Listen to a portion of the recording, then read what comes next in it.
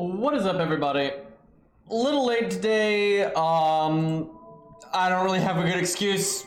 It's just life. What are you gonna do? But all right, let me get the music normalized here. There we go. Alrighty, let's do some catching up. So, chat, there's no way of knowing if this is true or not right now. But even if it's not, it's just an interesting thing to talk about. So, someone on Japanese Twitter said that there's like a book out in Japan now that has like a leaked version of like an early script of Lostbelt 6. And, you know, that could just be total bullshit. There's no way of verifying that. But, apparently though, the original idea, it had more Camelot stuff and really just British stuff in general in it. And the Green Knight was going to be in it. And Artoria Saber was going to be in it, which would explain why she's like on the big, you know, banner of Lostbelt. So I actually believe that. I believe at some point they wanted to use Artoria and they just decided against it or whatever. Because I mean everyone else on the Lostbelt banner has been in the story. But who knows? Maybe they'll just use her later. But it is weird that Artoria is on the Lostbelt banner and every other character on the banner is in the main story, but she isn't. That is pretty weird. But anyway, yeah, if it was true, they were planning on using Green Knight, but then, you know, got cut. But maybe that would get them to use the character later. Sadly, though, I kind of doubt it, because, like, Roland, they had planned and then canned for, like, 5 years, and they barely even put him in. Like, what sounds like the original idea for Lostbelt 6.5 was going to be pretty different. And I don't think Roland would have been in it. And then they were like, oh yeah, this is basically Roland's last chance, which is ridiculous. It should not have been Roland's last chance. But, so it's really, it just shows how easy it is though for them to have an idea for a character and then to just never revisit it or use it. So even if the Green Knight was going to be in, they may never touch that again. And honestly, because of the movie, I think they're less likely to do it. But what people were saying was like, King Lot, which if I remember correctly is Lancelot's father. It's either Lancelot's father or Tristan's father. I'm a little rusty. I think it's Lancelot's father. But anyway, King Lot was going to basically transform into the Green Knight and kind of like, I don't know, like morph his Saint Graph or some bullshit. But anyway, that was going to be like some kind of thing. But yeah, there's no way to know if it's true or not. But it is sad to think about being a huge Green Knight fan. Dude, I saw someone a while ago. This was some time ago, but this has reminded me of it. I remember there was this guy that was saying that, you know, I'd really like them to add the Green Knight, you know, he's like, that'd be cool, which I obviously agree with. But I remember a reply he got was this guy like, well, they're not gonna do that because, you know, it's a Tolkien work and they don't have the rights. And I'm like, oh my god. Like, Tolkien did make a version of the Green Knight, right? Because he liked the story, so he made like a book of it. But he doesn't, you know, own the rights to the story, right? That's just, it's like Disney doesn't own the rights to The Little Mermaid, right? That doesn't work that way. But yeah, just a lot of people, I don't know that. I think like Tolkien, I guess, is mainstream enough that, well, of course he is, but popular enough that, you know, people may have only known about the Green Knight through Tolkien's book and then not realized it was, you know, from Arthurian legend. Yeah, Disney wishes they did. Holy shit. Yeah, they're always trying to, like, copyright that stuff. Hey, Lost 44 months. Still sticking your tongue at me like a damn child, but, you know. Alright, what do we need to do? We need 100,000 points. Okay, we have 100,000 points. Okay, we can just move on. So they added Ibuki and Ares. Really, they're fine, but they're not that interesting gameplay-wise, I have to say. They're fairly, I don't know, typical. They're good. There's nothing bad about them, but nothing too interesting to me. And Arcana, I think 7. Thank you for the 8 months. Appreciate it, guys. Thank you, thank you. Yeah, Boogie's good for farming, but really nothing can be broken for farming aside from having like 300% batteries. It's like, it's just, it's weird to me that people keep getting excited for farming because it's like, it really can't get any easier than it is now, other than just clicking a button and having the stage autocomplete. So it's like, wow, this unit can 3-turn farm like everyone else. Okay, right? It doesn't matter. Like, who gives a shit? I mean, I guess some people do give a shit because that's like all the community talks about these days. Although I think that's because they got nothing else to talk about. But yeah, I mean, between Castoria, all these units out there with batteries and Arc and, you know, so on and so forth, it's like, when was farming ever been a problem? Morrigan, all that.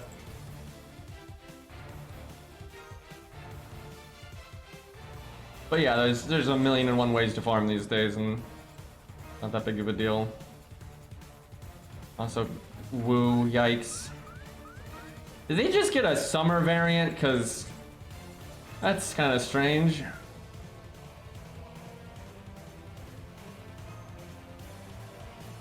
I don't even farm much in FGO anymore. At least not on my main account. Do it on my ults, but my main is just...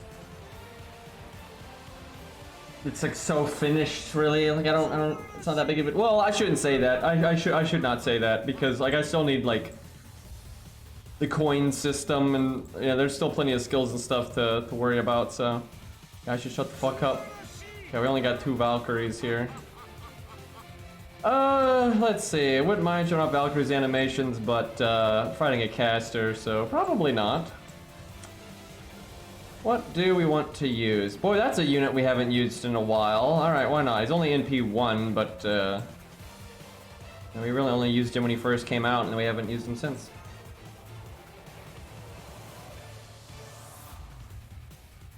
But yeah, actually, I need QP. There's no question about that. I need QP and whatnot. But I'm in like no hurry, put it that way. Boy, they look very bizarre. You can kind of tell they're using the original rigging and it doesn't quite match the model, so like their posture is kind of off. Okay, let's see here. Not a particularly hard stage unless they have a way nastier gimmick than I'm thinking. Turn the music down again. Nickel Army, oh boy, that's a lot of sense right there.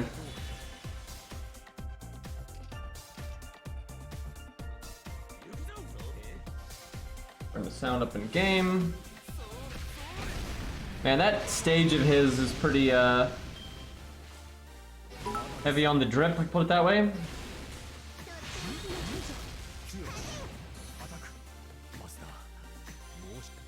Well, it's not really, I don't mean bad posture as in like you shouldn't stand this way, Chad, it'll hurt your back. I mean like the physics aren't literally lining up properly here. And CL, is that CL? Thank you for the sub, I appreciate it.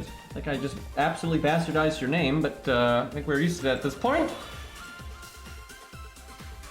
Might as well rainbow chain here.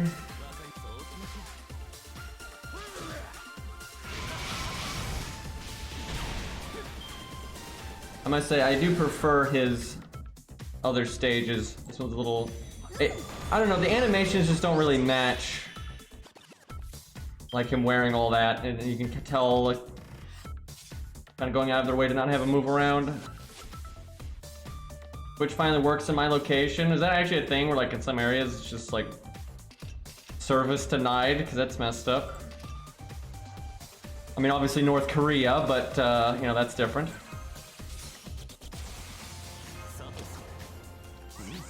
I'm gonna go fishing, boys. You know what, we'll slow-mo. We haven't used him in a while.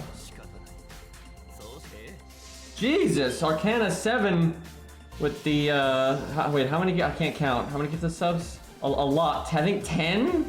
No, 5. Wait, 1, 2, 3, 4, 5, no, 6, 7, 8, 9, okay, no, 10. Okay, I can't count, don't. Shut up, chat. Anyway, yeah, that's a lot. Holy shit, thank you guys. Chat, I'm all like, you know, behind today, and I'm like kind of tired, and people are just throwing money at me. I don't really deserve this, but I appreciate it. Green can't count this. Oh, shut the fuck up. But yeah, thank you guys. We're just stepping on Woo's head, because, you know, Woo is kind of lame in my opinion, but what are you gonna do? There's worse. There is worse out there. Woo's not the bottom of the barrel. Her voice really annoys me, though. Like, holy crap.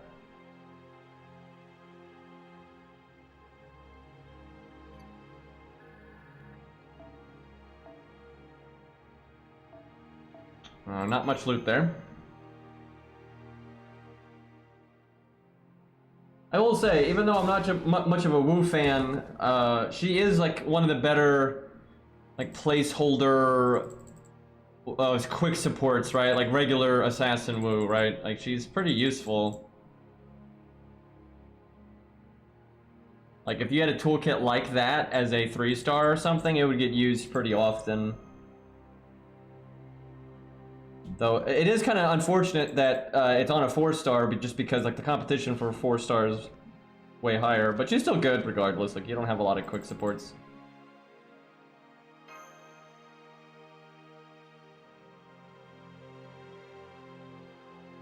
I have the sound on even if I'm not streaming, if I'm doing something that is like grabbing my attention. If I'm like sitting down and fighting a boss, then I absolutely like having the sound on. You know, if I'm like, even if I've already beaten the challenge quest, but I'm like doing it with different setups to just kind of mess around with different units, I'll pretty much always play with the sound on and give the game my full attention. But if I'm like farming, right, and I'm watching YouTube or folding laundry or what, I'll pretty much always kill the sound, right? But yeah, if I'm doing something that I want to give the game my attention, then I'll turn the sound on. I actually think the sound helps a lot for like, you know, enjoying a boss battle or whatever for any game. Because there's some good voice acting and good sound effects and stuff, so yeah, I don't see any reason to mute it. It's kind of like if I'm playing Elden Ring, right, and if I'm fighting, you know, Market or something, I don't want it muted, right? Like, fuck that. But yeah, if I'm autopiloting farming or whatever, like, if I was farming in Elden Ring or a game like that, I might turn the sound off and like, you know, listen to music or do something else. But yeah, when I'm getting serious about something, I want the sound. And a big thing for me is like, I don't really like playing games in an autopilot-y way, generally speaking, and I'll do it sometimes out of necessity. Like, I don't want to farm, but I'll farm just to, you know, enjoy other aspects of the game. But like, generally if I'm playing a video game, I want to give it my attention, right? Like, I want to play Metroid Prime or something, I don't want to be an autopilot, I want to be paying attention. I want to hear the music, I want to hear the sound effects, and that kind of stuff, especially when the games have good sound design. Which I really stand by this. The sound design in the original Metroid Prime 1 is fucking incredible. And actually the guy that did the sound design of it is kind of known for like going above and beyond when it comes to sound design. Also, almost everything on screen right now I hate, by the way. Like, I hate pretty much all these characters. I hate the art style of all these characters. Yikes. Big negative. But anyway, yeah, sound design is awesome, and you know, when it is done well, I think it's pretty interesting. Yeah, I've actually seen like interviews and stuff with the guy that did the sound design in Metroid Prime, and he's very passionate about sound. You can tell.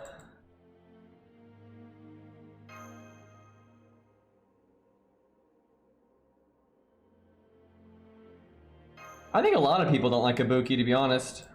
I think Ibuki is a lot like Canis, where just people that like her are gonna are normally very vocal about it. I don't think Ibuki is really that popular. And I think that artist in general, actually, there's a lot of people that don't like his art. There's a lot of people that do, like, absolutely. Like, there's absolutely a lot of people that do, but I don't think it's a rarity to be like, yikes.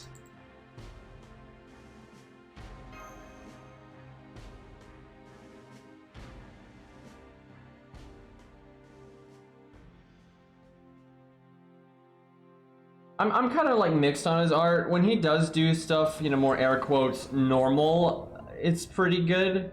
But he doesn't do that kind of stuff very often. And that's, you know, it's his skill, his time, his talent. He can do whatever the fuck he wants. Don't have to make stuff I like, right? But, and I'm not gonna act like I like something that I don't, so. Alright, let's bust out the, oh god! Okay, wait a minute. Am I allowed to move my support? Okay, how much freedom do we have here? Okay, cannot change Ibuki. Well, we know what to do about that. Chat, you know, there are ups and downs in this game, but, you know, Chin Gong, that was like the best thing that ever happened to this game. Cause, you know, good voice actor, good character, fits what he's based on very well, but he's still anime, right? Very practical gameplay unit for budget, right? Very, very good budget buster support. And, you get to kill story supports. So, you know, I'm kind of a fan. Dude, the amount of times I've done this, like, murdered, like, I got like all YouTube videos and stuff where, like, they'll give you a boss fight where they give you some OP story support, and it's just like, nope, get that out of here. I love that. It's great. You know, I suddenly have the desire to do a Mori setup. Wait a minute. Okay, hold on. I'm gonna do a Mori setup. And then, like, if Mori dies, because let's be honest, Mori's not exactly known for his survivability. And we can have, Babbage come here. I'm kind of debating Max, but, it has been a minute since I've used Mori. Let's go Mozart, I guess. Okay, Mori. You don't have Star Bomb on the opening hand. Okay, I don't need Super Scope, but I guess it doesn't make a difference, but I can K-Scope just to show off. It actually makes no difference though. Or lower attack stat, I suppose. Because of the passive, which is all the same. Yeah, most of the summer units are good, definitely. They pretty rarely make a bad summer unit. You know, it wouldn't shock me if Shin Gong gets a summer costume at some point. I could definitely see that happening. There's not much I can do with Mozart CE-wise. I mean, there's always Taunt, but let's just do that. What's a good unit to either be last second support or good for Babbage or something? What's good for Babbage? I mean, there's always Hans, I suppose.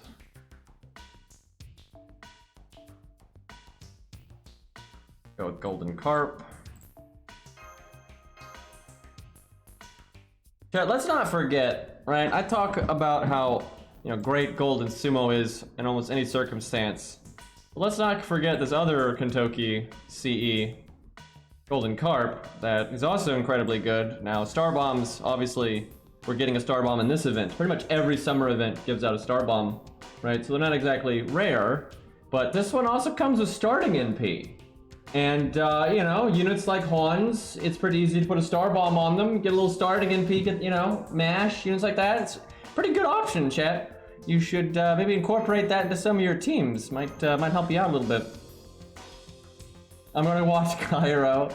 He's playing the better game right now anyway. One day, chat, one day. My god, am I happy to just instantly Chen Gong that. Good, there's no guts or any of that nonsense. Don't have to worry about that. So, Mori is absolutely terrible here. So I guess Chen Gong will make something happen. But yeah, this is not a good situation for, you know, let's see. We'll give Chen Gong the art up before she goes. Because, you know, why not? Alright, we'll make some stars. There we go. Oh, we're in slow-mo. Dude, I love how back in the day, like, Masashi was so annoying because they forced her on the team, but now you can just Chen Gong her. It's great. You can't always afford to do that, though, because, like, when you Chen Gong a story support, it can actually be helpful, but you do short... First off, your Chen Gong is, like, not necessarily going to be good for the team. It may not be a buster team and stuff like that. And then, like, you're losing a unit for free, right? And that may not be good. So you're basically losing 5 units. But it's kind of like 4.5 if Chen Gong really isn't, like, supposed to be there. So that can hurt your total value by quite a lot. So you don't always want to do it. And Frost, oof, thank you for the 4 months. At work, had to stop in for the resub. Have a good stream. Thank you, dude. I really appreciate that. Hopefully work goes well. Okay, well, this is kind of a joke of a stage, unfortunately, but we can make Mori do some art stuff here. Let's see if we can crit with just the 7 if we get lucky. Not exactly. Alright, we'll waste the, Okay, hold on. I kind of want to give, like, some kind of damage to... Can Mozart impress me here? Right, can Mozart do 29k? That's like the actual battle here. Because obviously Mori's not gonna have a problem. Unfortunately, I can't give this crit buff to Mozart. I can only give it to Mori. Alright, well, Mozart has an attack up and an art up. And he's guaranteed to crit. I'd give him the first card buster bonus. Will that be enough, chat? I don't believe. Yeah, I'm not sure I believe either. If we had like a crit buff from like Hans or something, I think that would be enough. Hey, Beastly, thank you, dude. The rat roll, thank you, I appreciate it. Like, actually, I still haven't given you my Twitch Prime sub because I'm kind of the worst, so I need to fix that. But, that's a dead ghost, chat. Boneless man, you might say, because, you know, although I guess you can see bones on these ghosts, so maybe not. Chat, I think he might have killed that one. Alright, 29k. Here we go. Yep, if we had Hans's crit buff, I think that might have been enough. It's still cutting it close, but, well, yeah, now that ghost is, like, super dead. Wow, all of Mori's Buster cards were in the third hand. There was really no, a great turn for him. Mozart, please. There you go.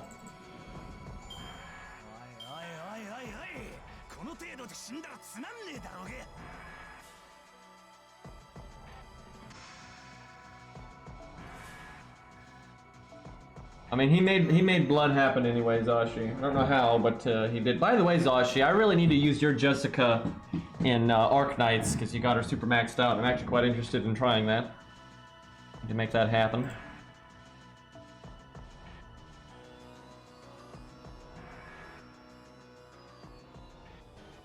You know, would that have, hold on, would that have been enough if I put the art down on that ghost? There's 20%. I think that would have been a little shy, because what, he was 8k shy, I think? So I don't think that would have been quite enough, but it would have been closer. And it certainly would have absolutely worked if we had like some kind of a crit buff or something from like Hans. That's a serious face right there.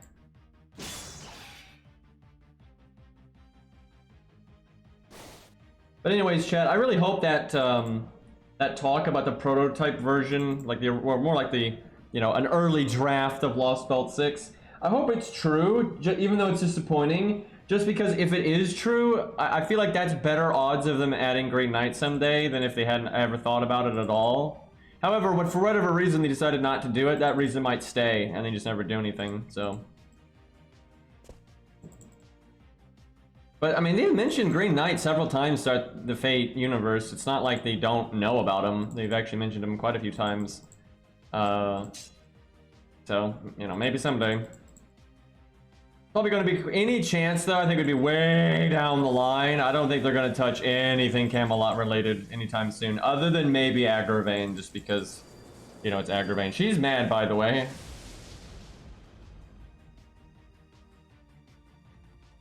I think it's 20%. Am I crazy? I'm pretty sure it's 20% art down. I would hope so, because Mozart's so fucking good as is. Last thing he needs is that big of a damage boost when he's doing a 44% art up.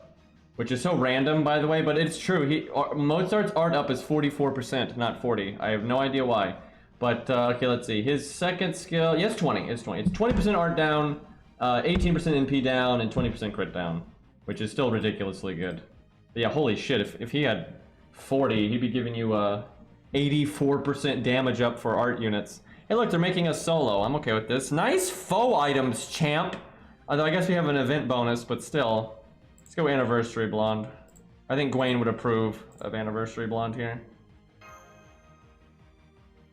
Chat, I forgot to put Gareth's NP in the Jufu spin to win video.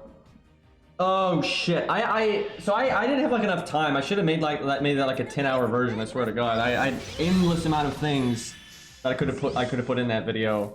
Oh hey, it's the class card. I wonder who this is representing. I'm sure this is like supposed to represent somebody. But yeah, it's the class card. It's not Lancelot. It's not Lancelot. It's just like the generic. But yo, does anyone know what the name is up here? Because I wonder if they're like representing some random character. But yeah, I'm gonna have to make like a longer version someday. All right, we already got our NP. Look at him having Buster Resistance up. Let's see if that'll actually save him.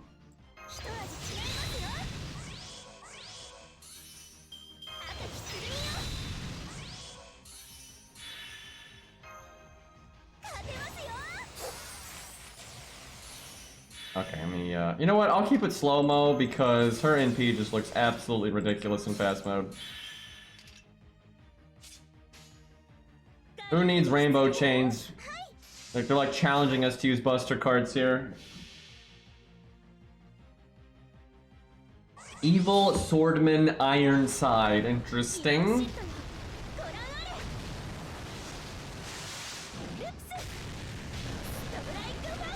Like, that's a hell of a spin right there, even in slow-mo. Only 83k there. We got him though. Buster Resist is not saving this man.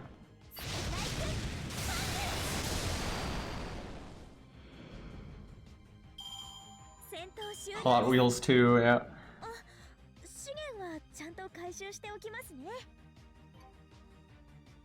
Well, that was simple enough. The enemy did not even get a turn.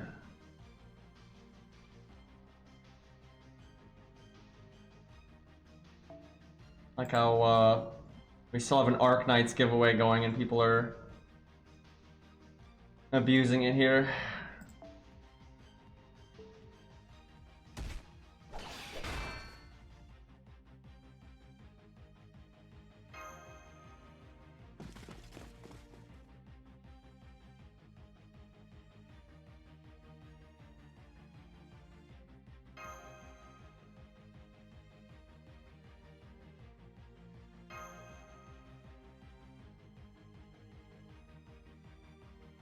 Wonder how many more days we got. I think it's like 1 or 2 more days of the main story, because you don't get the Valkyries until the main story is over. Which I have no idea why they did that, considering you're working with them in the main story this whole time, and you know, it's like funner to play through the event with the new welfare instead of getting the welfare when it's over. It's kind of silly, but you know,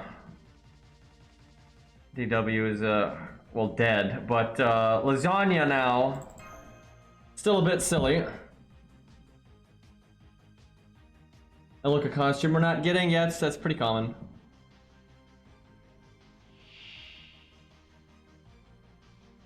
We still don't have like Summer Bedivere and all that stuff. You know, I just realized we brought a rider against assassins. That's going to be a bit of a problem, but especially considering they're healing every turn and their health is doubled, essentially. Okay, the slow-mo for the enemy gimmicks, though. Not great. Alright, they've got an AoE one. Well, Wu is probably the thing that needs to die first. Good luck with that, though.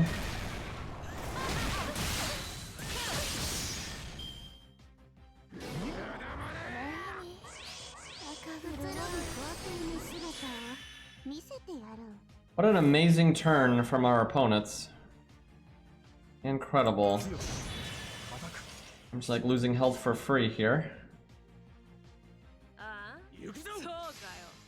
Don't know why I did it in that order. I'm thinking like old FGO or something. I mean, that's still correct if you can't rainbow, but I did rainbow. I hate when you can't kill off your taunts because the enemies don't do enough damage. It is very frustrating. I have to waste my freaking evade now.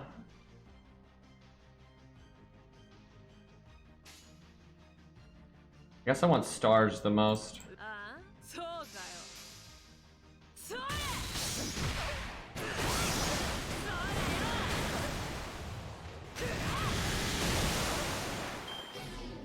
Oh yeah, we have an event bonus. That rather helps. Oh great, now we're skill sealed. So now I can't cast anything. What great timing. God, and that wouldn't have happened if it wasn't for my fucking taunt still being alive. Should have brought Atlas. But I didn't think it would take 80 turns to, you know, have my taunts die off.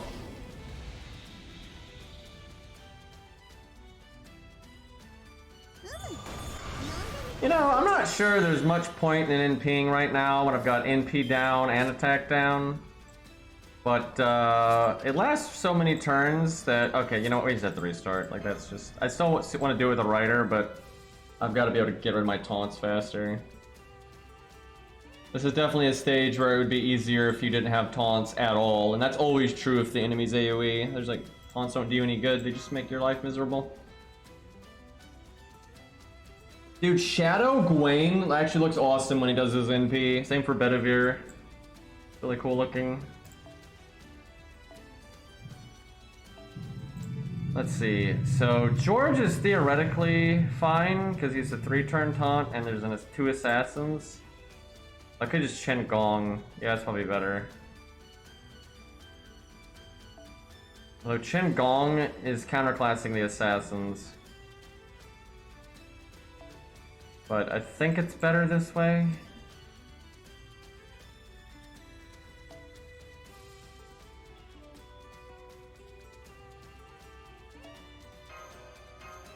I remember when FGO was young and you didn't have 3,000 craft essences and it was like easy to switch them around. It was a good time.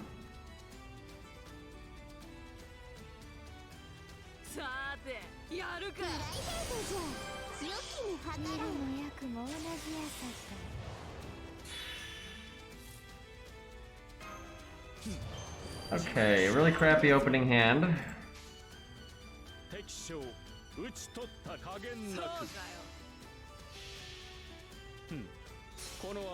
I feel like I'm opening a file cabinet every time I have to change CEs. Yep, that's exactly how I feel. That's a really good way of articulating it. Same for command codes. There's just so many command codes now. Like I've said this before, but command codes were just so not future-proof. There was no reason to like, because this is what they do, and they do this with craft essences as well. So they want to make sure if you play the game for like a year, you get all the basic stuff, right? So like once a year, they at least give out 1 Star Bomb CE. You know, like 2 or 3 times a year, they give out a 50% starting in PCE, right? They're pretty uniform about that stuff, and that's fine, right? From like, it is a good idea to make sure players can get a Star Bomb CE and stuff like that. And they do that with command codes. You know, they pretty regularly will give out defense removal and like some of the, some Star Bomb ones, the basic necessities. The thing is, they shouldn't be giving out the same thing but slightly different because it's just clutter.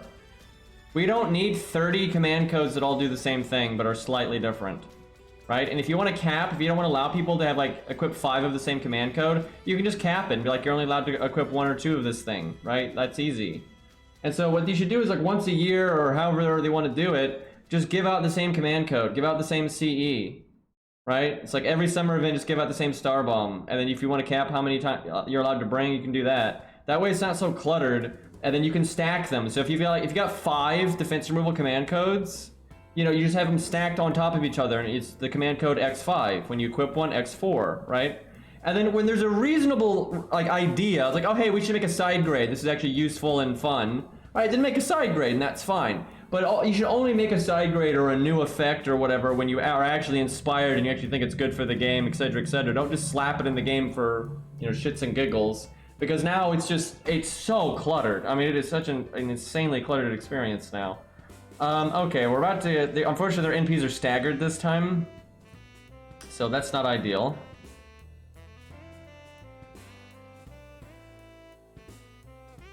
Yeah, the amount of side grades right now is just, I mean, it's insane. Like, it's just absolutely insane. Yeah, there's a lot of mid-core CEs that no one's ever going to use outside of, like, if you just started and shit like that. But then sometimes there are event bonuses and then the rerun, so you don't want to get rid of them. It's just, it's not a good system. And like, so here's an example. Now, FGO is not this bad yet. Also because I like FGO, I'm more tolerant. But so like Epic 7, I'm not exaggerating. The whole reason I don't play Epic 7 and like just jump on to maybe, you know, do a few stages and just mess about with new cool units is because of the inventory. That is absolutely why. Epic 7 has a bit more inventory management than FGO does.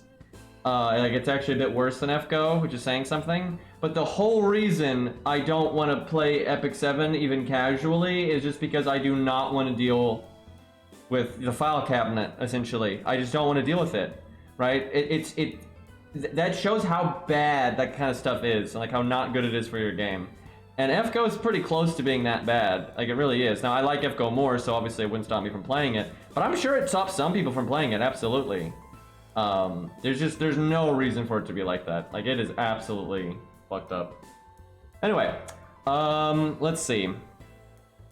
I really would like that, the ghost to be dead next turn. That would be ideal. I probably shouldn't have cast Guts, but I want the stars.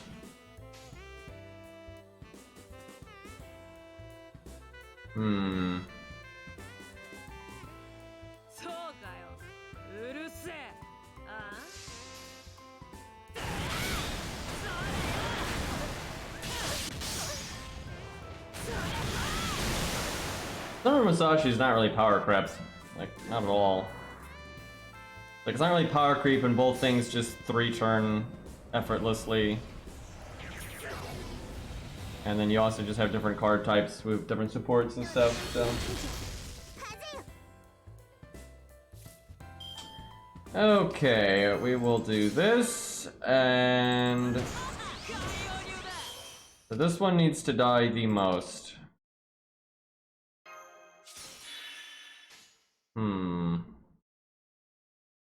With our event bonus, I wonder if I can kill it with the NP. Let me do something really greedy here.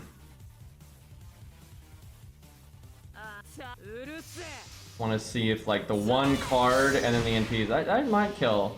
That way, well, honestly, I probably could have just focused on complete star gen or something, because like, hitting a caster one time is not really important. Actually important is killing the shooting next turn.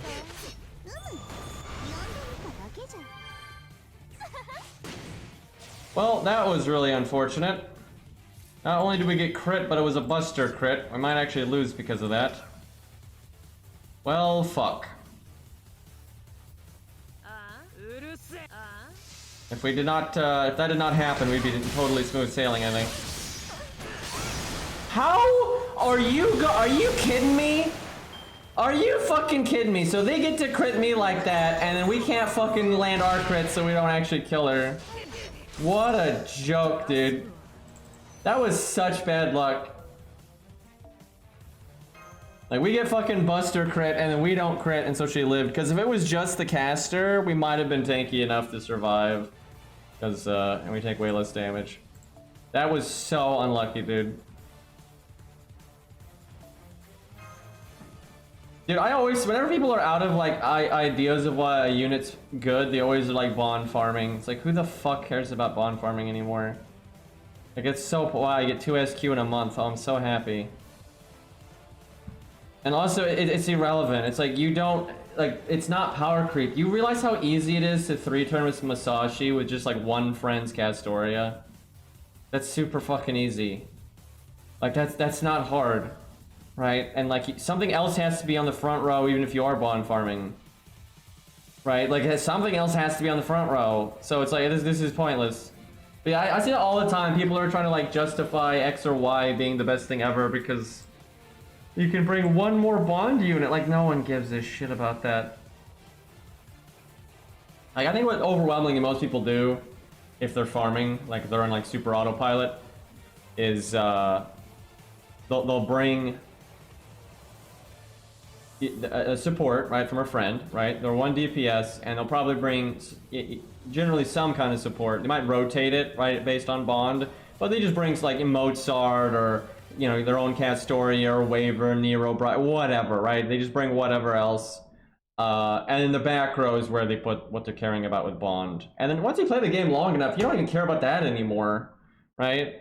Like, the only people, like, if you're, like, obsessing over bond, you just need to have, like, I'm serious. This is obviously an opinion, but, I mean, what else do you expect to come out of my mouth? Like, if all you're, like, obsessing over in FGO is bond farming, you need a different game. Like, you're spent. It's like, if that's it's such a pointless thing to be caring about. Like, oh, man, I gotta, you know, it's by all means, put units in the back to get bond, sure. Right? Like, sure. But that there's a difference between getting bond when you can, just, you know, on the side, versus, like, obsessing over it and acting like you need to be sitting there farming 24/7 to get bond. Like, I'm getting bond right now when I'm farming, right? I put, like, you know, Herc in the back row, because I got Herc recently, right? Sure. But I'm not like, oh my god, I have to just make sure every team I bring is the absolute most efficient, and so I can get the most bond on like as many units as possible, and then I gotta 3-turn as fast as possible so I can get into another stage to get more. No one does. Like that's so pointless. If you're actually playing that way, you're not enjoying the game anymore. Like you're spent. It's over. Right? You're not actually enjoying the game at that point, right? Like, and it's not even important. Like, wow, I'm gonna get my bond like 5% faster than someone else. So over the course of 6 years, I get like 2 extra units, and like an extra bond rank. Oh wow, boy, that's gonna change your FGO experience. Like, yeah, that's gonna make or break you, having fun or not, or beating Zeus or not. Like, it's ridiculous. That's like copium, trying to act like that stuff matters. I don't know how you accidentally ascend someone, but the good news is Martha's really good, so... Like, Martha's if you're like new to the game, I'd actually recommend leveling Martha, like Rider Martha, just because she gives you really useful stuff for hard boss fights. It gives you debuff clear for the whole team. That's huge. It gives you buff removal for the enemies. That's huge. So yeah, she's really good. Frenzy Chaos, thank you for the 36 months, dude. 3 years. Thank you, thank you. Thousands of nickels. Oh my god. But yeah, Martha's not something you should regret leveling. She's really useful. Okay. So she can beat this. It's just kind of random, right? Like you're dealing with RNG that you don't need to be dealing with because of being counterclass. So here's what we're gonna do. We're gonna Percival instead, because I feel like I haven't used... That is not Percival. I have not used him in a while. And hey look, who needs command codes? It'll be fine. It should be... Not actually that much easier though when I think about it, because we're not a event servant anymore. Okay, you know what? Let's give him command codes. I haven't used Percival in forever, so... Yeah, you have to unlock Martha's 3rd skill, then you have to do like a million strengthening quests to actually get all of her stuff. But hey, at least you get a little bit of SQ and mats from doing it. Still a pain in the butt and shouldn't be a thing, but there is some silver lining there. There's actually a few interludes and strengthening quests though that actually happen to drop materials that are like super good. That's not common, but there are a few that are like, holy crap, that's worth it. Like there's some interludes that just drop like a crap load of bronze mats, or there's like the black beard one that drops all the pages, stuff like that. They do that occasionally. I mean, pretty much every interlude or strengthening quest does drop something. It normally has like predetermined drops that are, you know, not like a waste, but only a few of them I would say are like super lucrative. I know I got one of the Enkidu ones, drops a crap load of void dust. That's always nice. Alright, what would we want on Percival? There's always just the generic hit it in the face option. I did not really pay attention to see if the shadow shooting was a servant. I'm going to assume that it is. Yeah, bronze mats are absolutely the most sought after, and it's just a mistake from day one of FGO when the game wasn't very balanced, and they've just maintained the same logic for the entire game. I don't think they even intended it. I think when they designed FGO day one, I don't think they were even thinking about it that much, but I just think their math was wrong, and they weren't paying much attention. It was a pretty low effort game in the early days. They were kind of just phoning it in back then. But yeah, like just the math on like the amount of bronze mats you obtain from events and things like that versus the amount you need to spend on an individual skill on average. The math is just completely backwards. Gold mats are actually though kind of tough when you first start the game. Like your first week of the game, there can be a little hard because you don't have a lot of good ways to obtain them, and they don't have particularly good drop rates. So unless they happen to be in whatever current event is going on, it can pretty easily like be a problem. But yeah, I guess I can do heal boost on Buster with the way rainbow chains are now. I don't know about that. I'm gonna do it the normal way and just see what happens, because I can still do art chains. Anyway, yeah, when you first start playing, you're kind of at the mercy of when they're available, and the drop rates just aren't that good. But the thing is, the total amount that you need is not very high. So eventually you're gonna go around the wheel like in a year, right? And you're going to get all of the mats from some events. And then the gold mats you get from the events are normally plenty to keep up with your average like demand of that mat, so it's never a problem. Where the bronze ones just aren't, like not even close, right? If you play the game for 1 year and you do every event in that year, you're not gonna have nearly enough bronze mats to like deal with all the characters you're wanting to level and stuff. Where you're probably already gonna be stabilized on gold mats. And then as you play the game for like a second year, now you're like way ahead. I mean, I've got like 500 of some of the gold mats and I'm like never going to use, you know, more than like 4 at a time or whatever. So it's just like whoop-de-doo, where the bronze mats, they just like broadside you like, and now you need 200 hero proofs for this one character, right? So it's awful. And then the coin system exaggerated that problem. Some of the bronze mats aren't too bad though. They're always bad in the short term, but some of the bronze mats aren't too bad because there's just not that many characters that use them.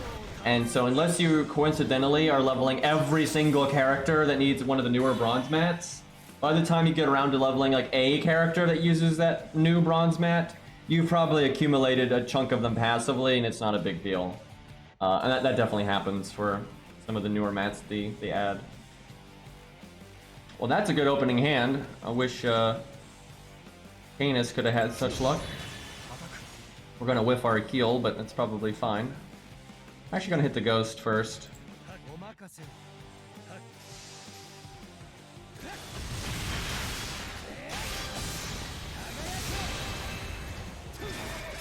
I don't know if they need a battle pass. I mean, they could implement. There are ways to implement a battle pass that aren't cancer, but I don't think that's gonna really help anything.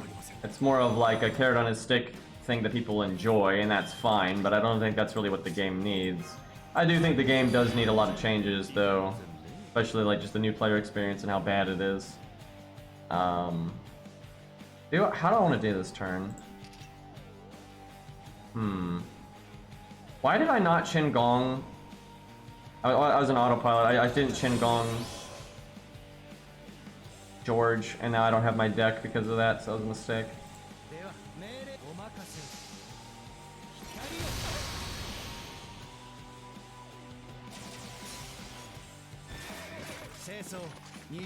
Yeah, Void Dust is pretty notorious for being terrible. Last I checked, now this was a while ago, and they're adding new characters all the time, and a lot of the coin passives use day 1 mats instead of the new mats. And they use new mats too, but like, the total amount of old mats you need is just getting really out of hand.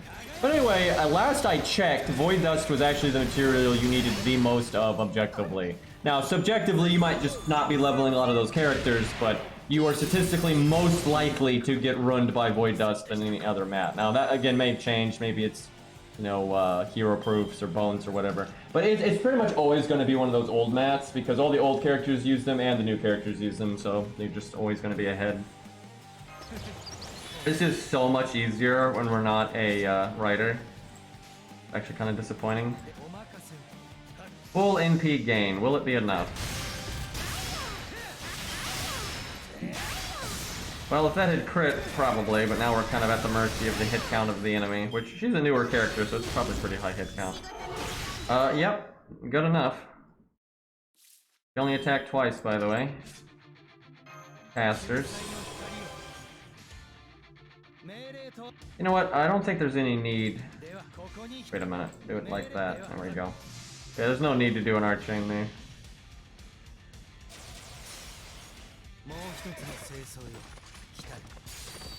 I level 2 Fujinos on the same account. That's gonna be brutal. Okay, I really need to kill this giveaway. That was just a way to like select someone for Arc Knights.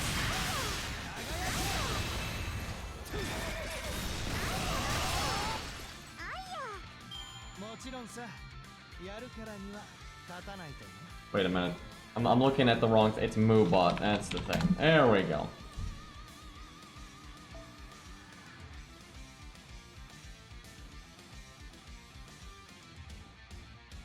Okay, that's enough of that.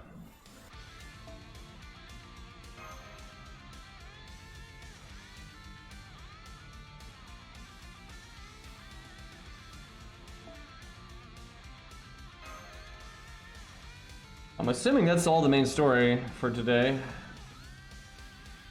We're probably pretty close to the end. Actually, I want to look up how close we are to the end, because that's when we get Valkyrie, which is like the only thing I care about in this event, honestly. And I guess Garrett's okay. Okay, Void Dust though. That's like, other than so far QP had been the only thing I cared about, but that is definitely worth maxing out as fast as possible. Because never enough Void Dust. I need to do that on the co-op account, actually. Co-op account's gonna need that stuff. Co-op account is pretty far behind though. It's only at like 30k points right now. Which sucks because I need to get a CE. So I either need the CE to drop or I need to get to like 2.5 million or whatever. Get the Star Bomb. Alright, let's see. I guess we want ice cubes the most, so we want to summon someone with an ice cube CE. Especially when you don't know any limit broken ones, but when you don't know what the mat they actually drop. I guess it's unlikely for anyone to have a limit broken one yet. Because you normally have to get like extras for them to do it.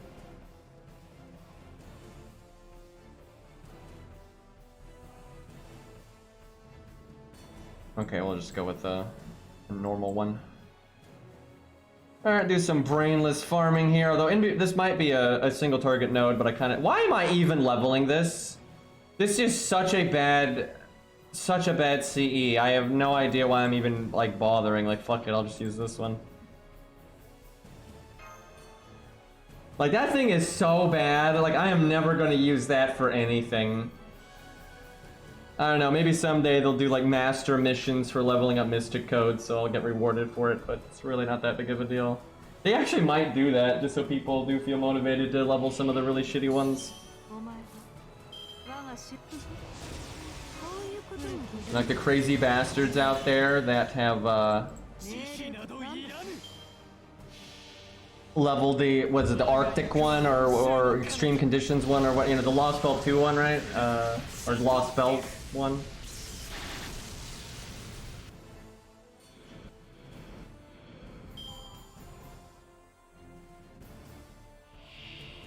Use that in the challenge quest, yeah, right.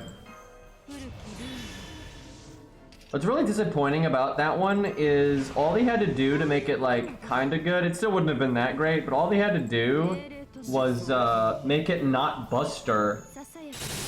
Because like that was so stupid of them. The only Star Bomb Mystic Code we have up until that point was for Buster, right? So Quicken Art didn't have one. And then they add another Buster Star Bomb, that's worse than the old one that anyone can get at any time because it's in the shop, right? It's like, what are we doing here? Alright, this is a super vanilla farming stage, nothing special. They generally only make tricky ones for the final node. You know, I don't need the stars, but might have to hit her like 1 or 2 times here.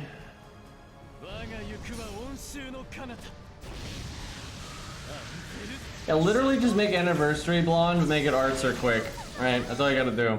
And you can make it a little different, like instead of guts you can make it evade, and if you think that's too good you can make it 2 hit evade or something. You just shit like that. If you want it to be better, you can make it invulnerability.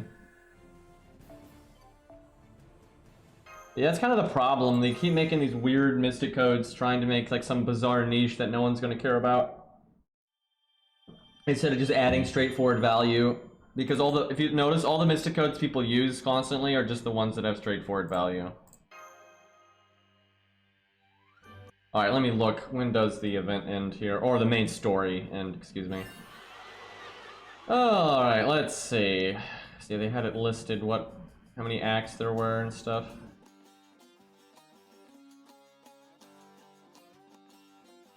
Oh god, we need 200,000 for the next one.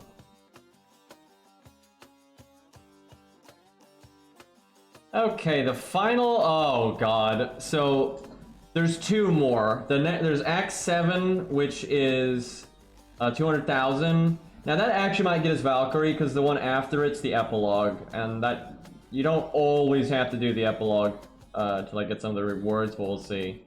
But yeah, there's 2 more sections, so 200,000 and then 300,000, and that's it. So it's a day or 2 before they're available. Yeah, they haven't added anything really that's close to the big 4, and they're not like, it's because they always add like just stupid shit. Like if you look at the big 4, they're all just very straightforward in what they do, and it's like guaranteed to get you like a turn of value, if not more. Or a lot of the new ones, it's like this only does something in this very specific context, and it's probably not even a turn worth of value. So it's like why would I care?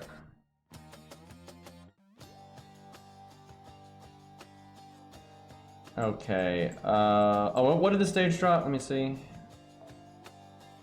Okay, silver and gold.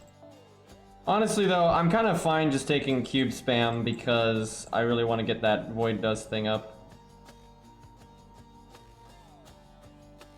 Just a little hard to find people that sought the cube thing.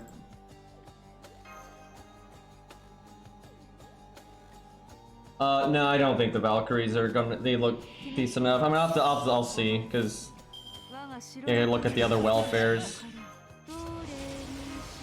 Because like the bar is higher, in my opinion, for how like bad they need to be if they're available, just all the time. And you might say why? Well, one, because you're probably not going to obtain the other things, and if you do obtain them, you want it to be like a, you know, oh hey, you got lucky. Also, it's because of NP rank. Right, like Dion is probably going to be NP1 forever, maybe NP2. Oh man, right? Same for like Booty Lancer. We might not even get her, right? Which of course I did, but she's only NP1, so it's not very good. But like, welfare is NP5 no matter what. So like the bar has to be a lot higher. They have to be really shit, because yeah, they're going to be NP5. Or like, I mean, because seriously, Booty Lancer is worse than Romulus, right? If she's NP1, Romulus is better. Like, abso-fucking-lutely. Can we actually kill here? Yeah, probably. I mean, we've got Rainbow Chain.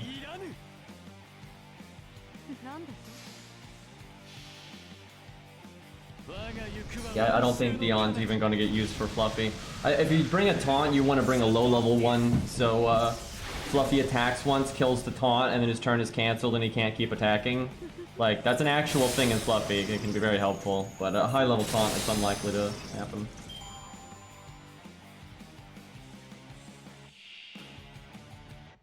Alright, we really should do something other than farming, because that is incredibly boring.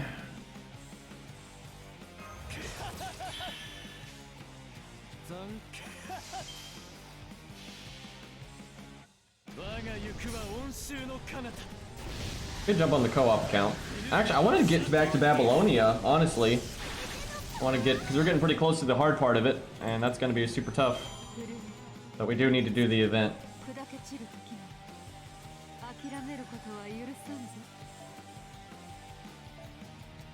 88. Okay, so this stage basically only drops the silver mat. If you're gonna bring a farming thing, that's the one. Well, hey, we're already pretty close to having enough points for tomorrow. That's at least good. Oh yeah, Babylonia is super boring for the most part. It gets pretty obnoxious at the end, and I think our co-op accounts are going to suffer against the Chaos Tide nonsense and all that, but so far, Fuyuki and Camelot have absolutely been the 2 hardest things, and that's a really weird sentence, but it's true. Like, Fuyuki was actually really hard. Because our level cap was level 1. And we had the least units at that point, etc., so... yeah, Fuyuki was actually pretty difficult. Yeah, Fuyuki and Camelot, and then the Oceanus Demon God, that really did stand out. Like, the Oceanus Demon God gave both me and Cairo some trouble.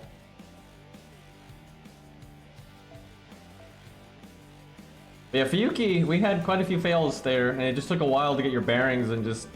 that was tough. And then Camelot really was tough. Like, holy shit, that was tough. It was just hard fight after hard fight that was just really difficult to we didn't have good units for, you know, almost any of the fights, and that just made it much, much harder. So far, Babylonia has been really easy, but I know Babylonia will be hard when we do, like, Corrupted Ushi, and never mind Corrupted Ushi, just some of those, like, fights when you're dealing with the Chaos Tide, just nonsense. I think some of those fights are going to be really, really annoying. Well, Carmella. He's being counterclassed. That's kind of silly that they give you that. All right, what do we want to use? Just show off someone's animations, I suppose. Jesus Christ! All these 120 lolly dragons. I think Lost has one as well. Level 1. That must be for the taunt. You know what? Screw chat's units. I'm just gonna use mine. And I know just the one. There we go.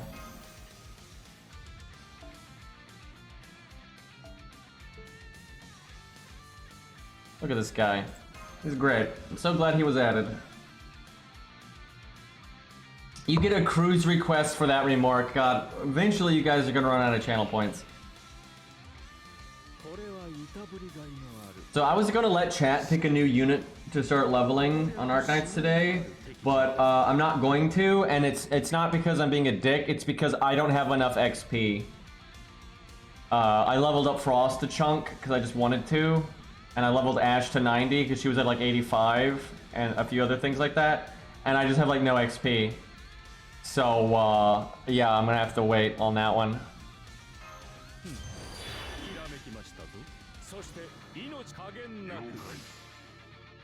Yeah, I have Deep Color. Deep Color's at E1, though. I need to fix that.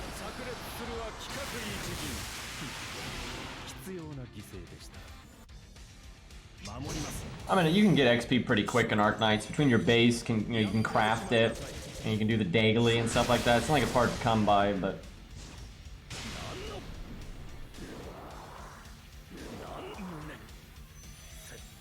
It's kind of weird, right? Like, FGO is like so much harder to level units than it is in Arknights. Now, Arknights, you know, it can be a bit tough, right? Some of the mats can get nasty for like E2ing and stuff. But like, FGO was already worse, in my opinion, but then they added the coin system, and it's just, it is a real bitch to level a bunch of units in FGO now. And thank you for the 8-month resub, Sidica, and then the gifted sub. Thank you, dude. Yeah, I love this guy's attacks. Did I really want to cast that? You know, I should have cast this earlier too, just to get the NP up. I don't know if I should have done all that. I thought this stage was really easy, so I was kind of an autopilot, but it is 300k, so... It's not a good time to start bomb. I think I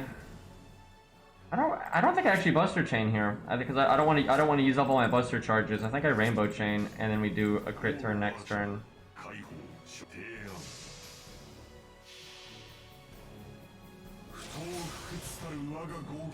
But yeah, the amount of like QP now is so ridiculous. Even if you only level like 2 passives, or even 1 passive, right? Like you have then basically 4 skills to deal with instead of 3, and it's just like, holy crap. Also, they said they were planning on doing more with the coin system, and they said basically they both wanted to make coins easier to get, which thank God, hopefully they do that soon. But I have a feeling they're not going to do it until like the next anniversary, because that's just FGO, dude. They're just so slow at everything. Anyway, but they said they wanted to make coins easier to get, and they wanted to do more with the coin system, so I'm like, oh god, are we going to have like 5 passives to pick from? Because, like, please, dude, the coin system is like, it's an interesting idea, but I hate the way it's implemented so much that it's basically just a way for them to make money, and it's just, it is awful. God, don't make me do Bond 20, dude. I'm so glad Kuba's Bond 15, and I don't have to worry about it anymore. Like, I do not want to deal with any more of that. So my, not taking this seriously is kind of catching up with me right now.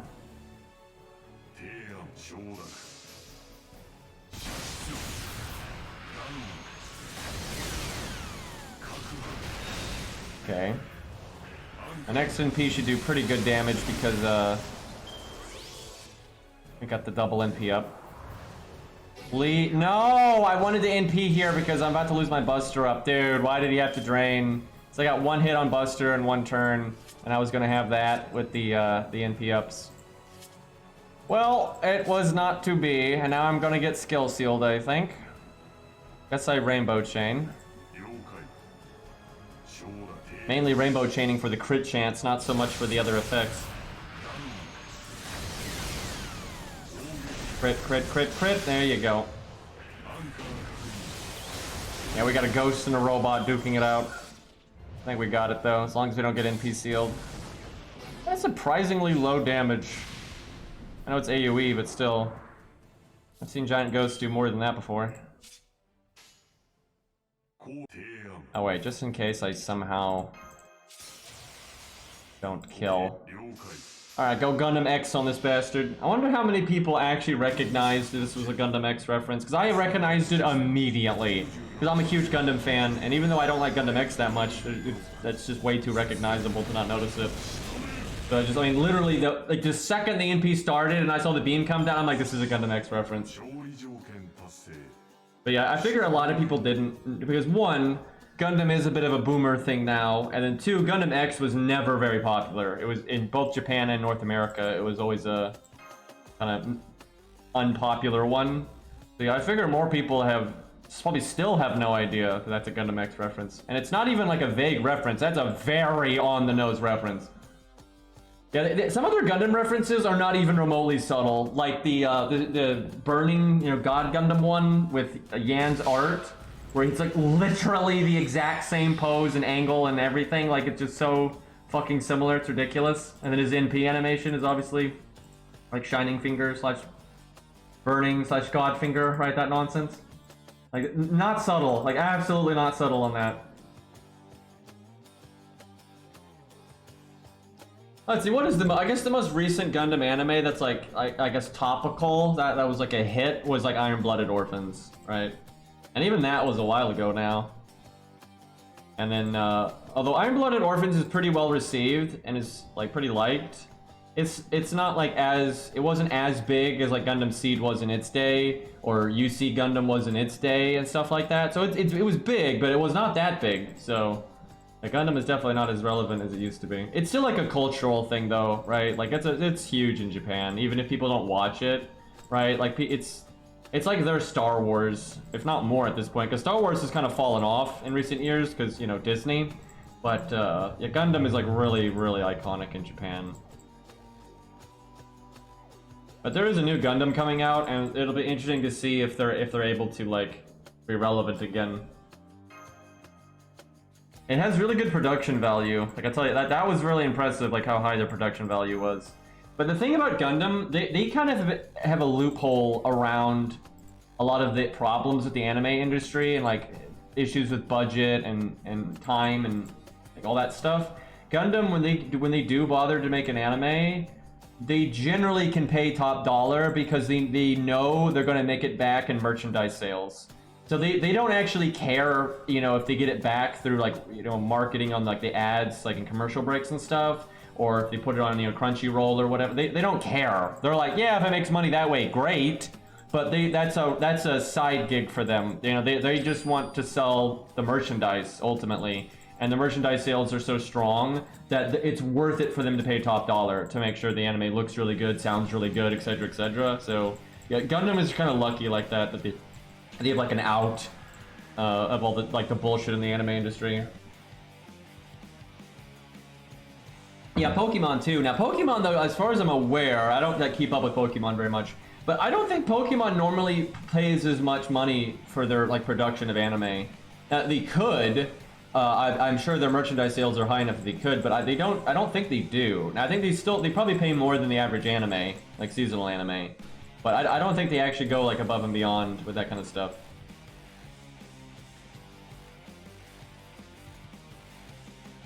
You know what's funny? Kadokawa owns FromSoft. A lot of people don't know that, but they're the parent company of FromSoft. They bought them like after Dark Souls. However, they're extremely hands-off. They are like way hands-off, where because they're like aware that it's like their golden goose. And they just don't want to fuck it up. They're basically like, yeah, we'll bankroll you guys and we'll stay out of it. That's like almost their entire relationship. They don't do anything to like, they don't mess with the marketing. They don't mess with it. They just give them a budget and that's it. That's like all they do from what I've seen. Honestly, if also FromSoft wanted to, I'm pretty sure FromSoft could buy themselves. They like with Elden Ring, it was so successful. If FromSoft was interested in doing it, they could just buy themselves. But if they have a healthy relationship, they have no reason to do that, right? Like there's no. I think the only time FromSoft would actually want to purchase themselves is if like Kadokawa was going to sell them to like EA or something. Then they might buy themselves. But other than that, I don't think they would ever bother.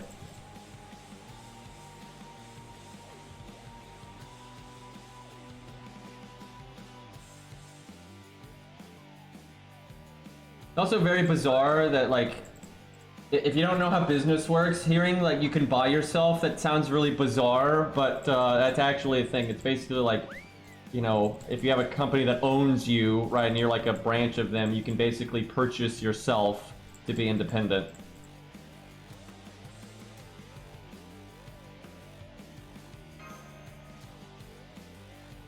It's a little bit more complicated than that, but that is the gist of it.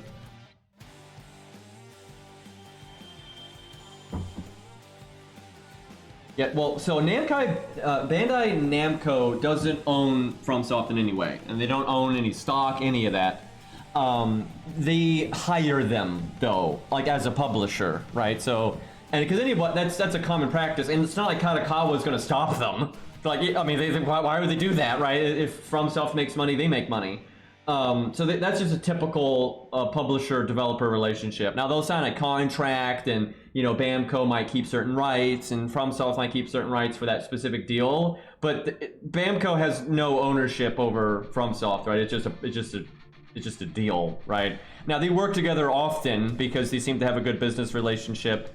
And I'll say from the outside looking in, from what I've seen, is Bamco knows FromSoft is just really good and is going to make them a lot of money, and that they shouldn't fuck with them. So they don't really give them the same kind of deal they might give another developer, right? Because like generally the publishers are pretty mean with like the contracts they'll offer to developers. That's not really the case when I've seen with FromSoft, and like they're also really hands off. Right? A lot of times publishers will really stick their nose into things. And I'm sure they stick their nose in a little bit, like, hey, you know, make sure you can make DLC and crap like that. Like, they're gonna, you know, try to do that kind of stuff. But Bamco is super hands-off because, again, they just know FromSoft is... They get that they don't get it, right? But Bamco knows they don't understand what makes Souls good. And if they fuck with it, they're just gonna run it. They're aware of that, right? And so they just stay out of it. And they know FromSoft is, you know, proven their worth time and time again. So yeah, they're just happy to pay them, and that's that. But like, for example, Sony hired FromSoft, right? Sony doesn't own FromSoft in any way, right? But in the deal, right, what they made to work with Sony kept the rights to Bloodborne, right? So they don't own Bloodborne because they own FromSoft. They don't. They have no ownership over FromSoft whatsoever. But they made a deal with them. It's like, hey, make a game for us. We'll give you all this money, right? You'll get this percentage of the sales, etc., etc. But you know, we keep the rights to the IP, to the music, all of it, right? They own the rights to anything made that has to do with Bloodborne, and that's pretty typical. That's pretty typical for like studio, for like that are funding like an anime, like if they're funding the animation studio, right? Or if a publisher with a developer, right, in video games, it's very common that the publisher will keep all the rights. And to an extent that makes sense, right? Because they are generally fronting the bill and then taking the risk if it fails and that kind of thing. So that's why they want to keep the rights, so they, you know, get something out of it essentially.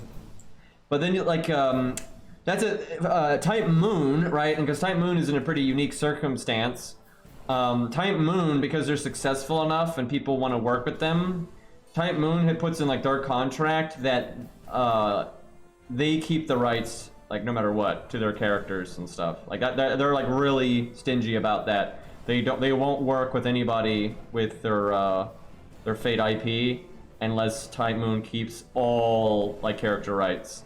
Like even if the publisher, because like in FGO's case the publisher is Aniplex, which is actually Sony, right? It's all bullshit. But anyway, Sony keeps, as far as I'm aware, the rights to like the music and shit like that. But any character-based stuff in FGO is completely owned by Type Moon. Yeah, same for Face Strange Fake. Type Moon still owns the characters that he makes in Face Strange Fake. Now, the thing is, he has a really good relationship with Nasu. He's like friends with Nasu. So it's not really a big deal, and like they're gonna be working like next to each other on the characters anyway, and he was getting Nasu's input anyway. But like he knows what he's getting into. The thing is, like, and that for the books, I don't think Nasu would have given him the rights anyway if he didn't like trust him, right? He wouldn't give him, because if you notice, almost everyone Nasu lets make a Fate book is a writer that he knows. I'm not sure there's any exceptions to that. I'm pretty sure every Fate book that is not written by Type Moon is written by someone that Natsu is friends with, and he's never given the rights to just like a big company or whatever, right? Even to make something, even if they keep the rights, right? They're not gonna let them borrow, right? They're not gonna let them borrow it. Now with games they have let, you know, big companies and stuff, but they still maintain that they keep the character rights and whatnot. But yeah, I'm sure the Fate Strange Fate guy, you know, he knew what he was getting into, and the thing is, because he's friends with Nasu, he wouldn't want ownership of those things, right? Because like he's not doing it purely for business, right? He would never want the ownership of that stuff because he knows it's Nasu's baby, right? Why? Well, like that would be such a dick move if he's like trying to, you know, encroach on, you know, Nasu's baby like that. He wouldn't do that. And just there's no chance. Besides, like, he even said, like, he didn't use Saint Hercules because he wanted Nasu to write Saint Hercules. So, like, he obviously has, like, respect for the IP and stuff. I actually think he has more respect for the IP than Nasu does. Like, I mean that. When I've seen interviews with both of them, and I really do think he respects the IP more than... Well, I don't know if that's the right way to put it. He cares more about, like, respecting it in a certain way, right? Like, and respecting it in a way that, like, I... like relate to or think is like the right way to approach it, where like Nasu just doesn't give a shit about, you know, like throwing established rules out the window and shit like that, where the Fate Strange Fate guy does care about that kind of stuff. But yeah, like Nasu, I think sometimes uses his IP kind of frivolously for like just stupid shit that he just feels like doing, where the Fate Strange Fate guy's not like that. I'm hoping that the plan, because the thing is, not only are they friends, but you can really see how they've done like some more tight collab work than a lot of the other Fate stuff has. Like, for example, when he was writing the stuff in Fate Strange Fake around the Bull of Heaven, Nasu was writing Babylonia, and it's obviously communicated and just had fun with it. Beyond, like, it's obvious they're talking to each other and fucking around with stuff, because they have Ishtar, right, unable to summon the Bull of Heaven specifically because of Ishtar and Fate Strange Fake, right? Like, they did that on purpose. They were writing it around the same time, and they clearly did that on purpose, right? And they've done several things like that. And so I'm hoping, this is probably pure copium, but those two communicate a lot, and like he even asked Nasu like how to do like Enkidu stats and things like that. So there's a lot of communication between those two. And so what I'm hoping is, because he said that he didn't want to write Saint Hercules and Nasu should do it, that he's trying to get Nasu to, like, when they put in Hercules from Fate Strange Fake into FGO, that like stage 1 and stage 2 will be regular Saint Hercules, and then stage 3 will be the, you know, ultra stupid over the top bullshit. And that's probably copium. But I do the writer probably does want that, but that doesn't mean that's what Nasu's going to actually do, right? Let's be honest here. But yeah, that's my hope, that'll actually, even though Saint Hercules isn't in Fate Strange Fake for more than, you know, like a page and a half or whatever, we might still get him because of it. Like, we'll see. But that could just be copium. That I don't know if I trust Nasu to actually do that. So I don't know, man. I kind of feel like Nasu just doesn't like care that much about Hercules. So he's not. I don't know if he's that interested in writing like Saint Hercules. Okay, hold on. Let's go do something more interesting than farming. I am worried about Fate Strange Fake though. It's getting pretty weird. That last volume I was not crazy about. It was very silly. It just felt like fan fiction. Like, that's the best way of describing it. It just felt like fan fiction. Like, the writing quality wasn't like that. I don't like the characterizations of the characters and stuff are still totally fine. But like, just the way like things are playing out and the powers some of these characters are getting and stuff, it does feel kind of like just stupid teenager fan fiction. Hopefully they get that sorted out though. Nasu cares about character writing, just 100%, and he said that in an interview. That's what he really likes, and it's obvious because his character writing is really strong. Like Nasu just uses everything as an excuse to get the character writing done that he wants, really.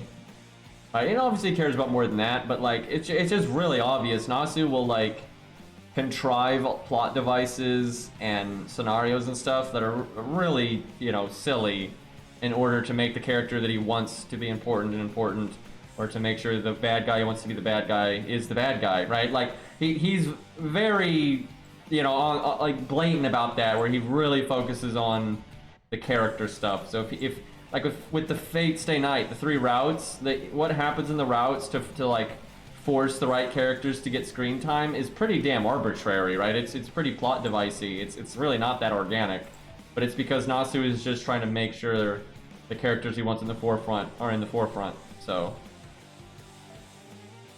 let's see. You know, I keep forgetting I haven't actually beaten this advanced quest. I need to do that at some point, but it's really hard to beat it in the way that I want to. It's not hard to beat it. I could beat it in like 2 seconds. It's actually really easy to just one-turn them all, but that's not the way I want to go about it. Let's see, what is something interesting to do here? Always Hector and Darius. Darius is a pretty good one. He's still probably the best one out of the lot. This one is surprisingly boring. You need a decent team to do it, but it's just, especially on a budget team, you're just waiting around for her to put the shields down, and then you nuke her once, and then it's really slow. I don't super like that one. Alright, I'll do it though. Let's see, chat. Oh fuck, though I can't use chat's units. Damn. By the way, this team is for that clip where I Wait, what is this for? Now, the last time I shot... What is this? Last time I shot Hans in the face, it was Calamity Jane.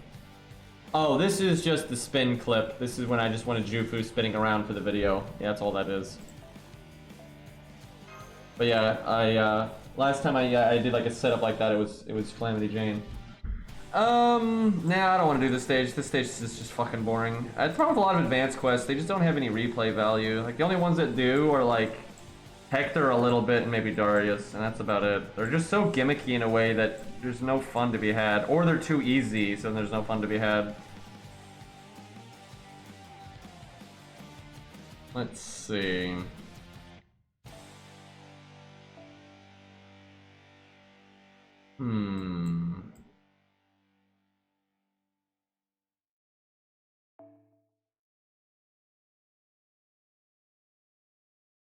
Man, I want a bloody quick support for budget. I know I said that like every stream, but like, fuck. There's so many quick units that I like, and then I don't want to use Scatty, so then it's just like there's no options. You got 100 Kiyohime right there. Okay, let's see how hard we can make her hit. Although she's a quick unit, so might just try to do a Buster crit then, because there's no budget quick support I could do anyway. One day, dude. One fucking day. Like, he's close. That buff they gave him was on the right track, but it's not nearly enough. Like, Jesus Christ, he's not even close to being a support.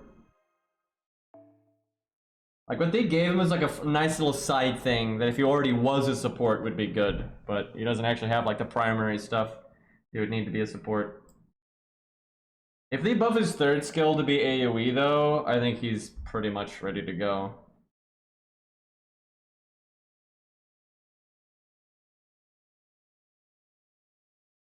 Okay. You know what? Let's go for Buster crit.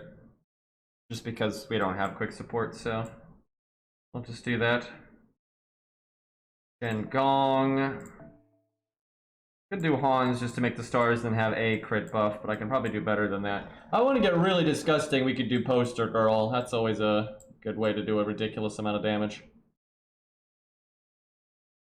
Just Penth. Penth is not the best unit you can cycle, but she's good enough, and then she's really reliable to cycle because she'll die really fast. Where some of the other stuff that's like technically better is just like really RNG if they actually die or not. But there's like Nightingale. Like Nightingale is a good one. This 2030 is fine. Okay, so Pynth buff, Pynth die. Let's not go in. Let's not use any 5 stars. We'll allow 4 stars though. Okay, we don't have Divinity. There's Martha, but I mean Martha's okay, but I might be able to do better than that. See, this is good if he gets his attack up off. Kyo is decently popular. Like, I think her popularity is exaggerated, but she certainly isn't like super niche either.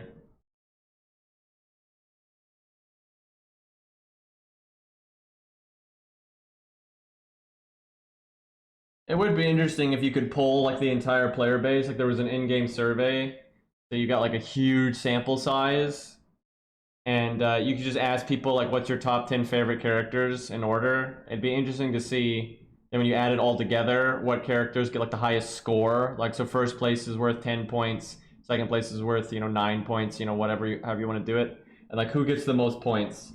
Right, because then someone, even if someone's not number 1 all the time, but someone that's like consistently number, like in the top 5, can actually get like way more points.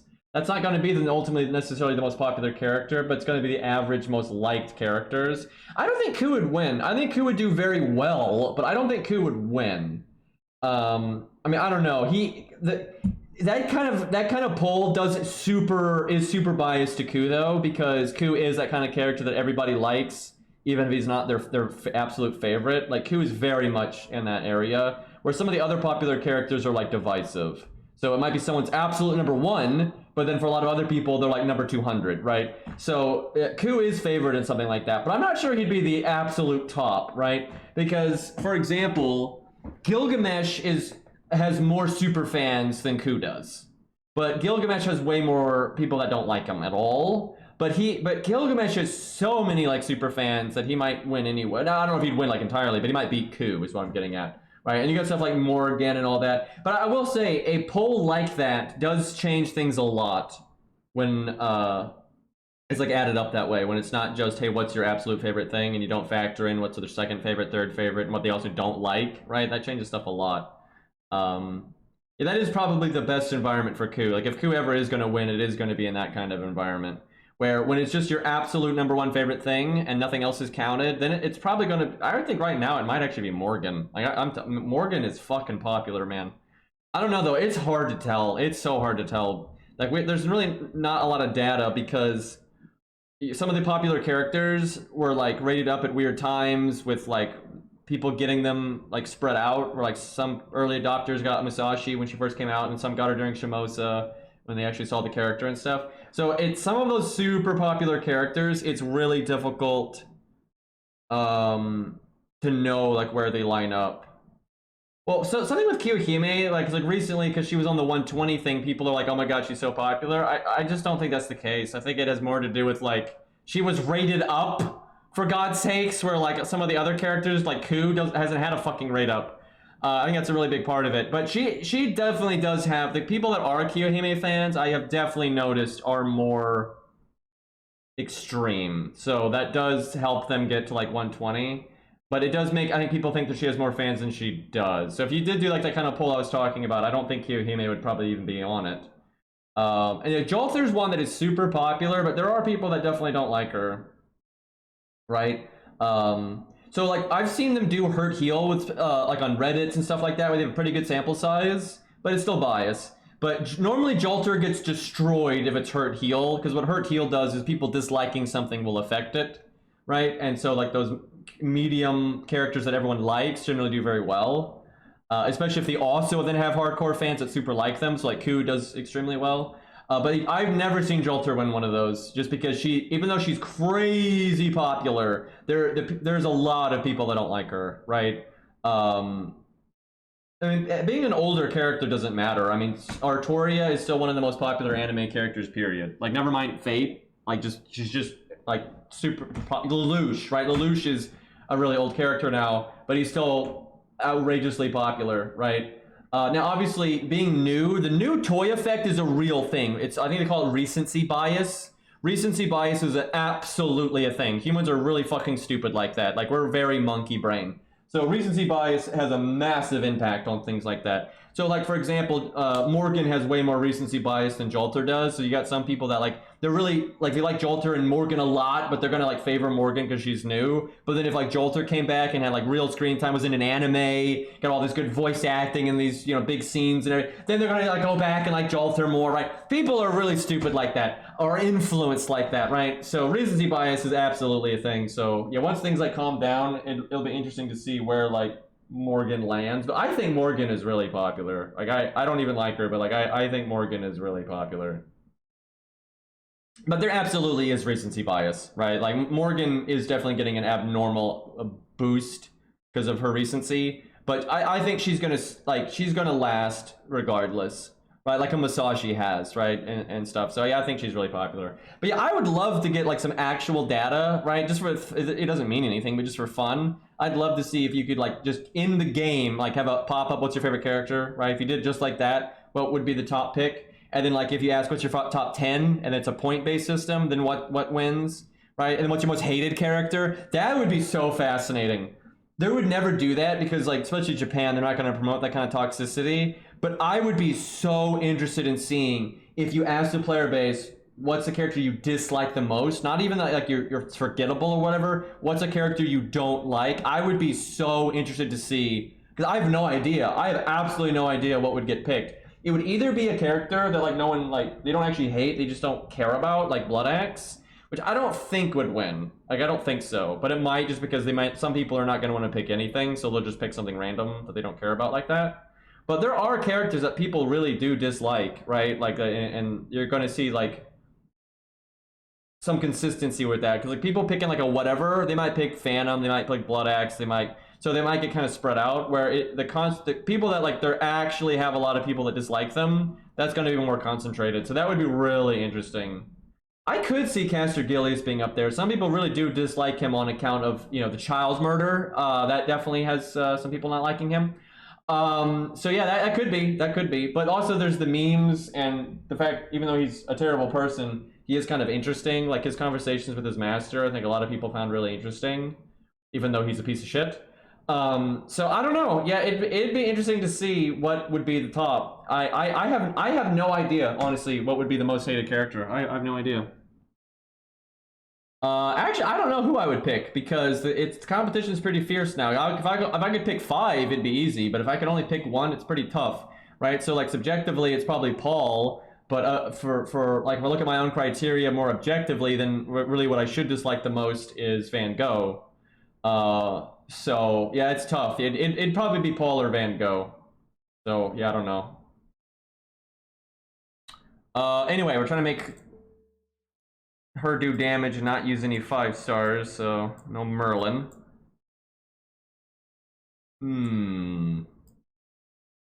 Matahari's not bad if she can NP. I'll keep that in mind. Oh no, Matahari's great because she has the crit buff. You know, Matahari is actually yeah, we're definitely taking that. And then if she NPs, it's just a bonus. Now, actually, I have to make stars though, so I might need someone with Star Bomb.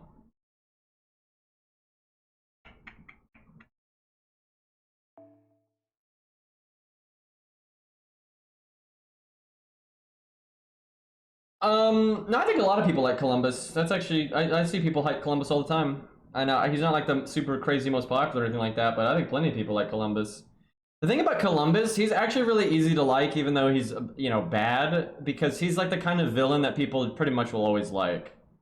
Like it's very common that people like that kind of villain, right? Because if someone's a really clear, like, they're clearly like a villain, people will like or dislike them for very different reasons than what they will like out of a protagonist, right? Like, if you look at, like, that's just very common, right? Like, they just, when a character is like what Columbus is and is so blatantly a villain, right? What people like will like or dislike changes. And I'm like that too, really. Like, I'm like, people, that's very common that people are going to be like that. So yeah, it's actually pretty easy to like Columbus because they're not even trying to convince you of any like, oh, he's justified or he's actually moral. They don't do that. He's just a villain, right? He's a villain, right? And also his voice actor is incredible. And I'm actually so glad he has the voice actor that he does, because I actually that guy doesn't do like loads and loads of voice work, but I've always been like really aware of that voice actor because he plays one of my favorite characters from Gundam. Funnily enough, it's from a Gundam series I don't actually like very much, but the character I really like, and that's Yazan. Yazan from Zeta Gundam is one of my favorite Gundam characters, and he is also a complete piece of shit. He is a like brutal, cutthroat murderer and a warmonger, and he is amazing because his voice actor and everything. He's just such a good villain. Like, he is such a good villain. Anyway, that guy's especially back in the day, like when I was younger, you know, back in my day, you know, that was a pretty iconic villain actually, because Gundam was really big back then, especially in Japan. And yeah, his voice actor was pretty pretty good at that. I'll put it that way. And Columbus is similar to Yazan. Now, there's some differences, but yeah, them bringing in that voice actor to do Columbus was just so perfect. Like, and I'm sure they did that on purpose, and I'm like, yep, I'm okay with this. So, yeah, I mean, there's villains that you love to hate, and then there's villains you just hate. But either way, I think the villain is generally doing their job, right? Because there definitely are times that people really do not like a character, like maybe they killed their favorite waifu or whatever, and they just really don't like the character and they're not going to root for the character. But then there's also those villains that you love to hate, right? That you almost root for them even if they are a piece of shit, right? So there's some like differences there. And it's kind of fascinating to see what gets people to like, you know, almost root for the thing that they hate versus just straight up hating it, right? So it's kind of interesting where people's... I know some people though, like I got a few friends like this where they never like antagonists. Now they might like what they offer the story and stuff, but I do have some friends that never like antagonists. They're just never on board with the antagonists. Where I'm not like that at all. I almost always like the antagonist and will root for the antagonist over the protagonist. Now, part of that is because I find in stories, the average protagonist I just find to be a spineless bitch, and I cannot stand the way they act. And they have terrible standards, and they're just, I hate them. Like, I hate most protagonists. And so, of course, I want to see the villain punch them in the face, right? It doesn't even matter what the villain is. I'm just happy to see the protagonist get their ass kicked because I just like them so much. Now, there's exceptions. There absolutely are protagonists out there that I super like, so. Darth Vader was definitely back in his day, because again, Star Wars is not half as popular as it used to be. But Darth Vader in his day was definitely one of the most liked protagonist or antagonist, excuse me, and still is to an extent. I would say he's still really liked. And that's okay. So obviously, you know, he's kind of a more sympathetic villain as you learn more about him, right? And that's kind of the shtick. But he got really famous just from the first movie, right? And that was because he was just. I think he was, especially for the time that he came out, and you look at the competition that was out at the time. He was badass, right? He wasn't just a villain. He was like that cool, you know, biker dad or something, right? Like he was just that kind of awesome. Like that first scene where he just like, you know, walks on screen, everything's white, and he's just there black and everything, right? He was just like that you know, badass, you know, cool uncle or something, right? He was just that kind of, you know, vibe. You didn't really get a lot of that from villains back then, right? So that people just liked them for the straight badass factor, and that is a big selling point for villains a lot of the time. And here's the thing, you might say, well, good guys can be badass, and that's true, but it's a lot harder, because let's be honest, not that this is what I'm about to describe as admirable and it's valorous or whatever, and people generally like that, but like a good guy has a harder time being a badass because they need to have a degree of morality. So like saving children is good, but it's not exactly badass, right? So like everyone I think has experienced this in an anime, a movie, a comic book, where like the moral thing to do is not the badass thing to do, and then the villain does the badass thing. So you might have like that villain or that other villain that you just want to see strangled alive, right? But the good guy can't do it because especially because of like context and whatnot, it truly isn't the right thing to do. But the villain can just be like, I don't give a shit, and I'm gonna drown this motherfucker, right? And that's so cathartic that people fucking love that, right? That there's just times that villains get to do things that are like really cathartic or just awesome, or you know, like this Chad, right? That the good guy just can't get away with. And hey, Shag, Kudo, I'm running out of ways to pronounce her name wrong. Honestly, it's hard now. But anyway, thank you for the 15 months. I appreciate it. But yeah, villains just get a free pass. It's much easier for them to do badassery, where good guys, it's a bit, you know, it's a bit tougher to do that. So. But yeah, I mean, who doesn't like a villain that, you know, kills some bitches, right? Like, even if they didn't, like, entirely deserve it, right? Okay, that's a great example, right? So, like, in real life, let's say you're dealing with some, like, entitled jackass, right, on the street or whatever. You know the guy, right? You don't actually want to kill that guy, right? Obviously, right? We're not animals, right? But in a movie, when you know it's fantasy and everything, when you got like that entitled, you know, prick, and then like the bad guy just punches him to the moon, you're like, you know, it's kind of like fatalities in Mortal Kombat. You know, they're over the top and they're like, obviously they're not realistic, but it's kind of cathartic sometimes, right? And yeah, bad guys get to do that, right? Bad guys get to do shit like that good guys don't. So, and like writers say this all the time, that writers like writing villains because they're so free to just, you know, do whatever the fuck they want. And it's like, it's kind of why like people romanticize pirates, right? Obviously, now some pirates actually legitimately in history weren't even that bad. Some of them were, a lot of them were. But the reason it's like romanticized is because of the freedom, right? You know, they don't have to, you know, pirates just went off and did their own thing. They didn't care about what the law was.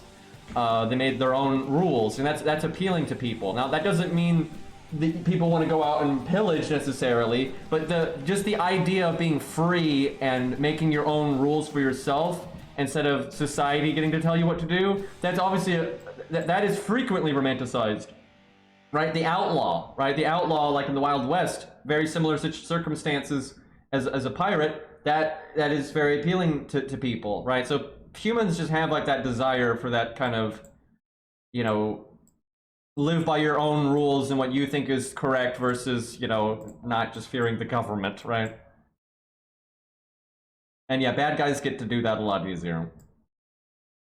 Although, interestingly enough, with cowboys, I think romanticizing cowboys makes a lot more sense to me than romanticizing pirates, because there actually were a lot of cowboy gangs that weren't bad. There were even cowboy gangs in like local areas that the people preferred over the law. And because of like the period where the law hadn't really caught up, a lot of times like outlaw gangs could actually be more powerful than local law. And there were times where the gangs in the area had more.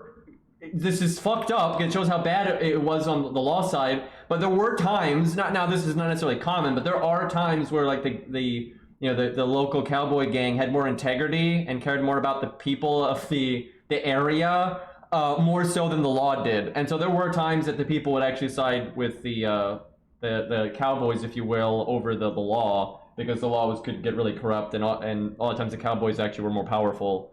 Like that absolutely happened. That was a big thing in the Wild West, where a lot of times the troublemakers could come together and actually be more powerful than the law. Well, that can't happen now. But that's why it's so romanticized, though. It's because if you were like influential enough to make a good posse and stuff, you were the law. That's just what it was. And if someone of integrity could get in that position, and then obviously, you know, that's like just like a very appealing thing. Where pirates. There were occasionally pirates that would have some degree of integrity or morality, but actually there was, I forget her name. It was a lady pirate leader, and she was like really big on like, if that she would not allow her men to, you know, rape ever, and if they did like bed women, they had to marry them. She was like really big on that. And like they would release hostages and shit like that. That would happen, but they'd still raid, you know, ships and stuff, right? And that fucks up people's livelihood. So they're still not moral. But yeah, I do remember there was a female pirate leader that was like really very strict on, you know, not going full degenerate mode. in many areas. But yeah, with pirates, it's a lot harder to find good pirates. It's pretty easy to actually find like outlaws in the Wild West that were actually pretty good. But yeah, pirates, it's very rare. But I actually think we romanticize pirates more. I think people just like the sea or something. I think the sea kind of is just a good backdrop for like Discovery, and people love Discovery. So yeah, what's up, Cairo? How did the runs go? All right, I'm procrastinating here. What else? I need budget. So 4-star minus, no 5 stars, no Merlin. Merlin's the easy out here. I need Buster crit stuff. That's what we're looking for here. There's obviously Shakespeare, but that's not that great. Okay, hold on. So she's gonna cycle. She's gonna die. Someone comes in. They need to do buffs, and then I can Chin Gong them, and then switch. Okay. So the next unit needs to be a 3-turn buffer.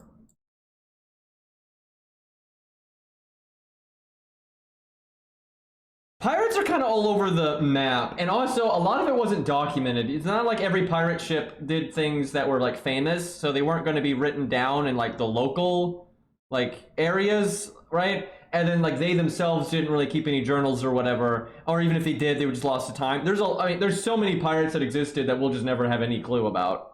So sure, there was probably some that were, maybe nicer than others, but generally most documented pirates have a pretty high degree of murder.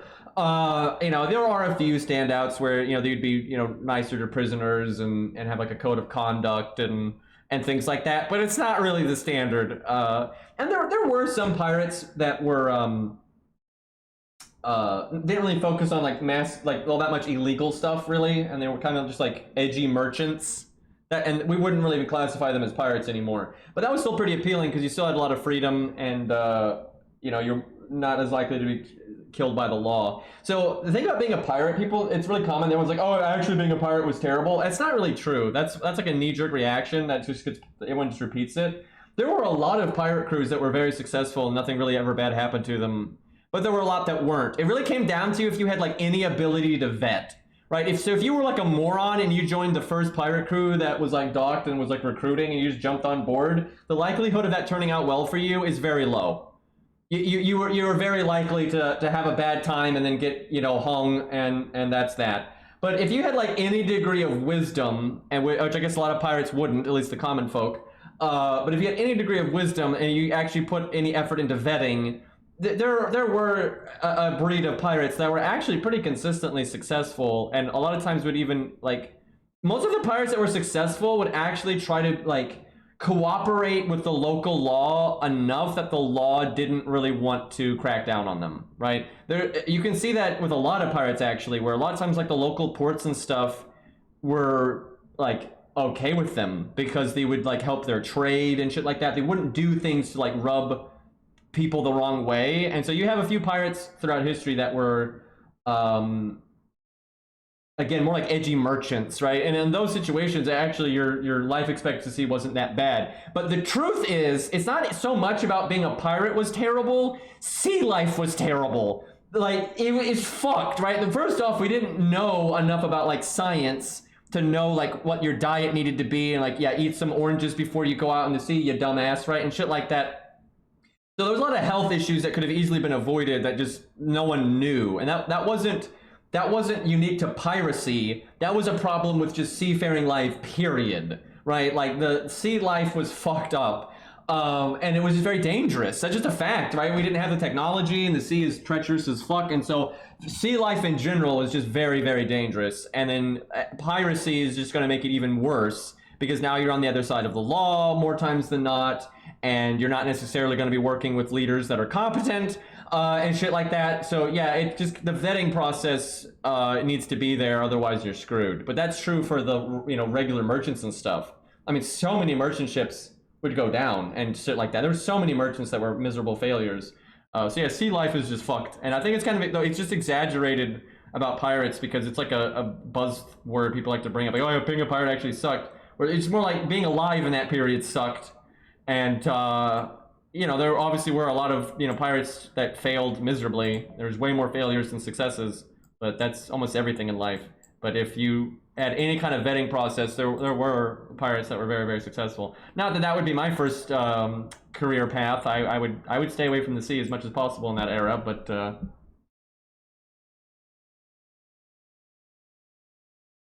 But there's some, when you really dig into like some pirate stuff, there's some weird shit out there, like what pirates would actually do, and like sometimes they would end up being like cooperating with you know, ports and the law a lot more than you would expect, and they were almost like state-sponsored pirates in some cases. It's kind of wild.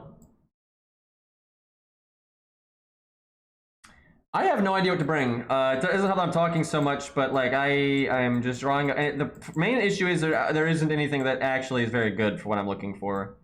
Like I need 3 turn buffs, and they need to be like more than 40%. And like this is the easy pick because it's just so easy to throw his buffs out, and then you can cycle them, or even have him be the final unit when you're cycling.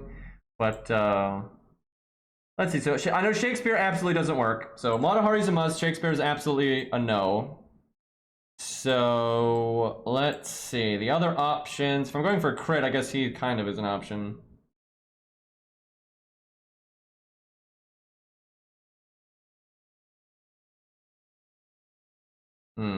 But yeah, a lot of like you know, privateering, if you will, and just merchant stuff that was done in that era that they wouldn't consider piracy. By today's standards, we would.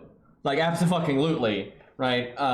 You know, we don't allow people to just make a ship, get a crew, and go do shit on the sea, right? That's just we have way more laws now, so that's kind of why people romanticize that stuff, is because we don't have the kind of our freedoms are a lot more limited in a lot of ways. So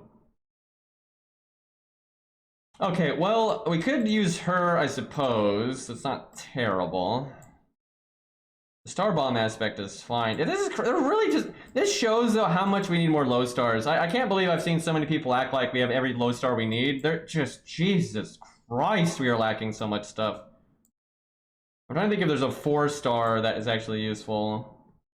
I'm not really getting anything that comes to mind here.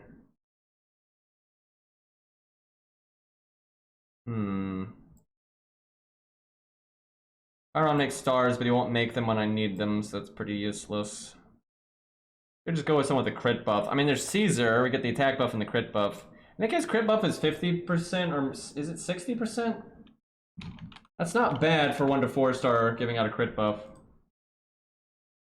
His crit buff is... It's only 40% actually. It's not as good as I was thinking. So he's 16% attack up, 40% crit buff. So that's 55% roughly. Obviously it's like 56, but so about 55%.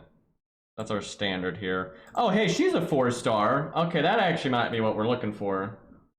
Adding in 4 stars definitely gives me some weird options that it's easy to overlook. Let's see. She has 20% attack up, 50% crit buff, so that's 70%. Okay, that's winning right now. And it's a 3-turn buff, which is what we want. Yeah, that's definitely winning right now. Anything else I can think of here? So I guess there's Calamity Jane, although it's very difficult for her to have the stars in this context, the way we're going to be doing it. Let me just check what she has, though.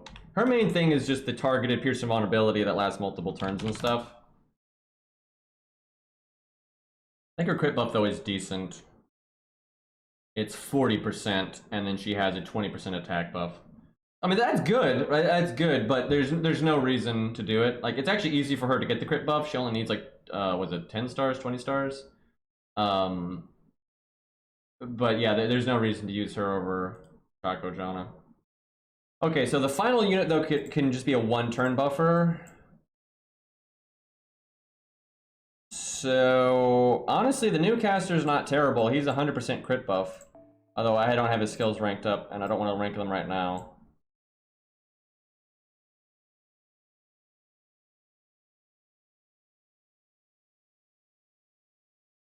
There's no world. First off, Wu's not even that good for this.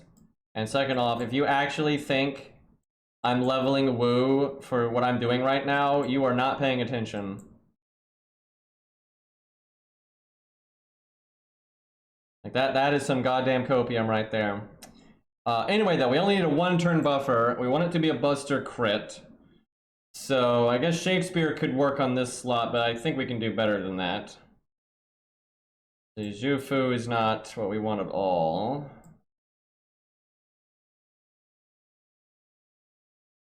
He actually is really good. He's really good for this, but he's not worth here. Bard's okay because it gives you the crit buff and the attack buff, but I'm quite sure we can do better than that. Gives us the stars too, but I don't think we're gonna need that. His crit buff is 50% though, and his attack buff is 70%. So that is better than Caesar. And he gives you the stars. Actually, that's better than I'm thinking, just because we do need a way to have stars on this turn. So right now, Bard is actually the way to go, and I'll see if I can do better than that, though. Because, yeah, they buffed his crit buff to... oh, fuck. Why? I need to level his skills. I was going to when he got buffed, but then his buff was so underwhelming that I didn't do it. But I like Bard enough that I'll go ahead and do that. Oh, no, Jason's not nearly enough, I don't think. I don't think he's even close.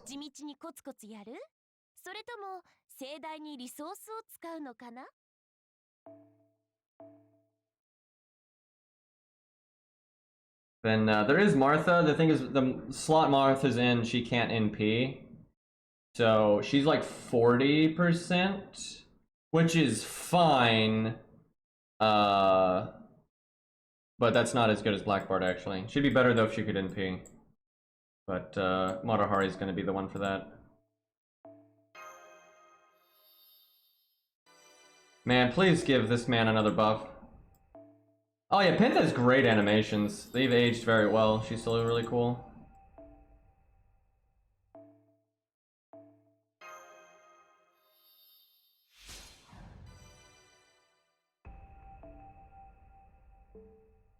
Okay, can we do better than Black Bart though? Because he is so it's a he is 60, I think he's 67%. That's what he's doing. I think what is even close. Like Jason is not even close. Like I don't remember exactly Jason, but Jason's like 40 or 50 or something like that. Like he's I think definitely not it. Although she is no. Even I'm thinking with the crit buff. Yeah, that's with Argo related. So no, he's not enough. Yeah, I think he's like 40 or 50. I'll check just to be sure. Let's see. He is 20 attack, 30 crit. So yeah, no, he's not as good. So he's 50, which is, you know, respectable, but that's absolutely not as good. Actually, the best would be the new caster. So far, he is the best. And actually, what's fucked up is he actually might be the best, even if I don't level up his skill. Also, somehow my playlist hasn't been playing for like an hour, and somehow it got off of my playlist, even though my playlist has like 500 songs on it, so it didn't like finish or anything. And it was just playing like that one song from the Hades soundtrack, but it was just never like that was that I don't understand how it got off the playlist when the playlist is like 500 songs on it. But yeah, it was playing like a non-playlist version of that Hades song. I don't understand. YouTube is like really stupid when it comes to playlists, dude.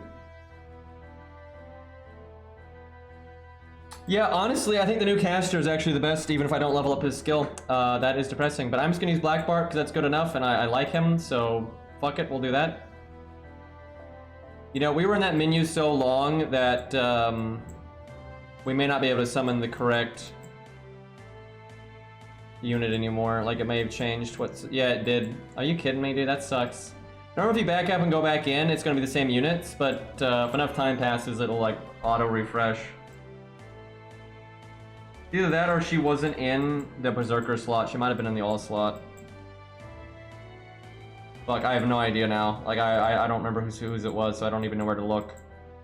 Like, the only way you can check thoroughly is going through Mix, but it takes like an hour to... Yeah, there's no way to know now, dude. This sucks. I hate this fucking UI, dude. It's just awful.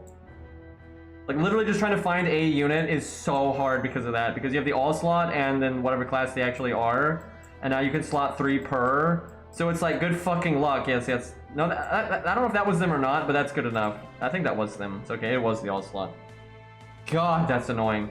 Okay, what can I do with the CEs here? So she needs Super Scope or K Scope. She probably has her passive, but we'll just go Super Scope.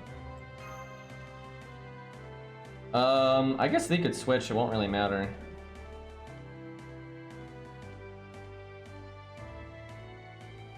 Someone needs... Okay, so she's getting Chin Gonged.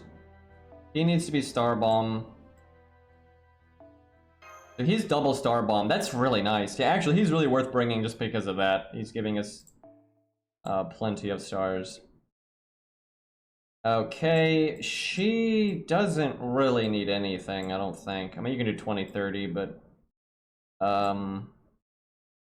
you can do buff success chance, but we got our third skill, so that won't matter. Yeah, I don't think her CE is gonna matter in any way. She's just getting chin-gonged. I can NP seal Edmund if I think that matters. And I don't want to do our NP, so, because I don't want to kill the boss.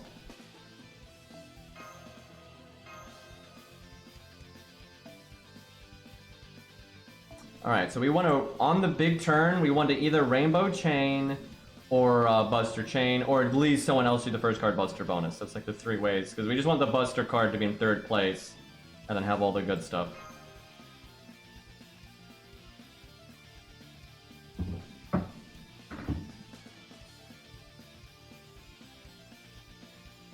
Man, talking though about outlaws in like the Wild West, I'm like, can we please get some more gunslingers?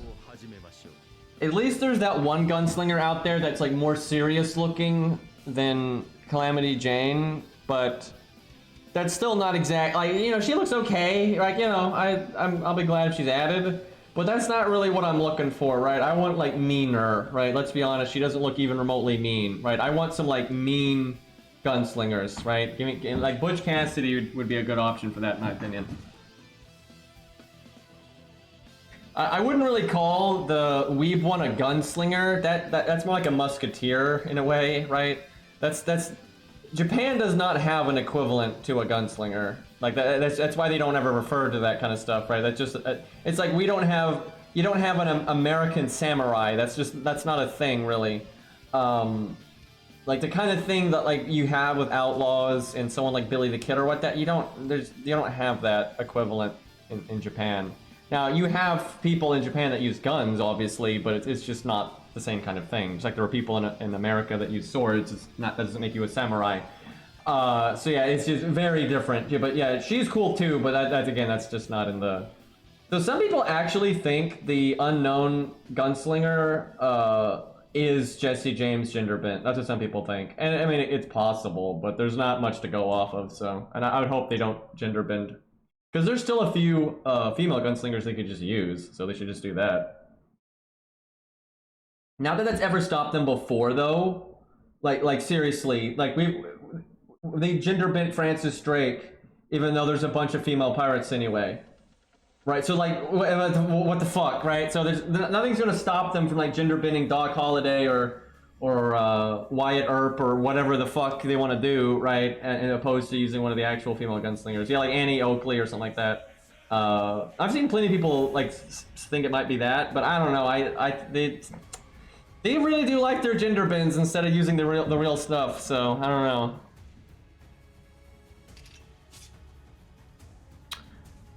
Oh, why is it? What the fuck? How? This is not the stage that I thought it was, and he even does quick down. Shit. I'm so confused.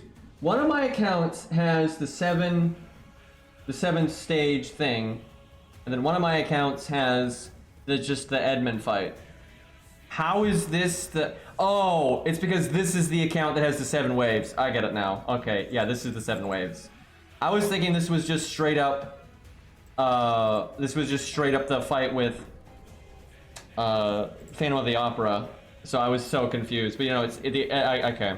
We'll just have to use a different boss for, that sucks though. Edmund is so good, because Edmund will kill your taunt unit, like, so easily, because his damage is so high. It's crazy fucking high.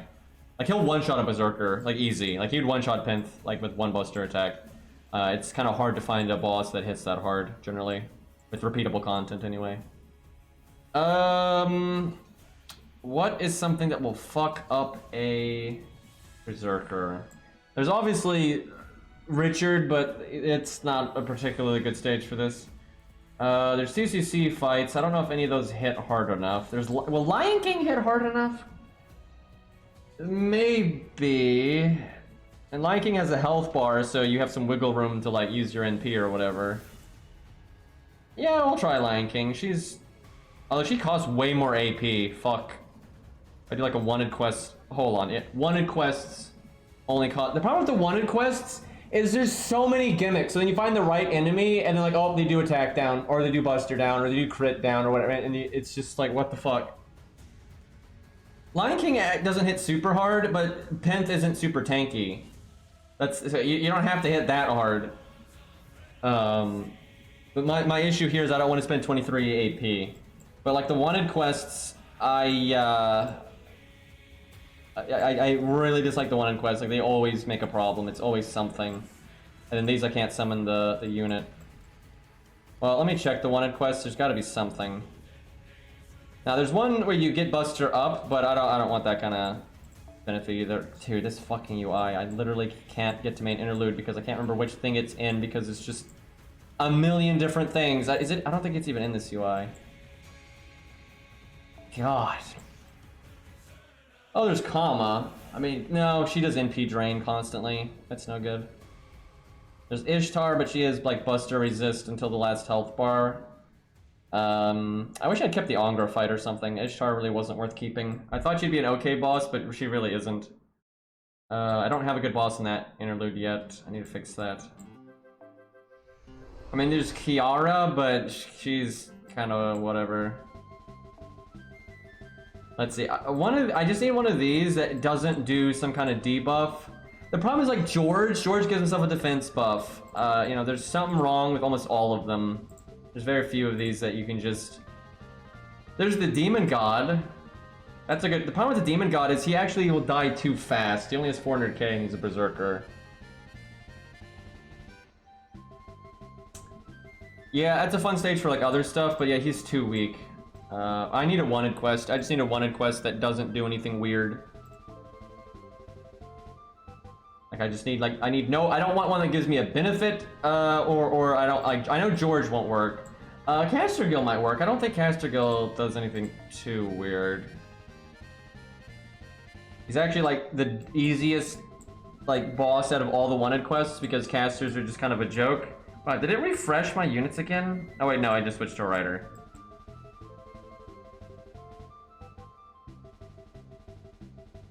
Wait, no, I think it did refresh again. Are you kidding? Why? That was like, that wasn't even like a, that was like, you know, 5 minutes. Oh my god, why is the support system this bad? It's like, I just want to use this unit, and then literally every time I switch stages, it's like, nope. Okay. Castergill, for the love of God, don't do anything weird, and then also please do enough damage to kill Penth, which I just realized he's actually probably not going to kill Penth. Casters do the least damage, and he only has 2 actions per turn, and if he buffs once, that means he only attacks once, and then you might do like a quick card. I think I have to like save scum then, and like... Of course! Are you kidding me? Like, oh, we're literally trying to do a Buster crit, and of course he fucking does 20% Buster down. Oh my god, dude. And like George does the giant defense buff, right? And there's just something wrong with almost all of these. I'm sure there's one that won't do that. Let's see, what's this one?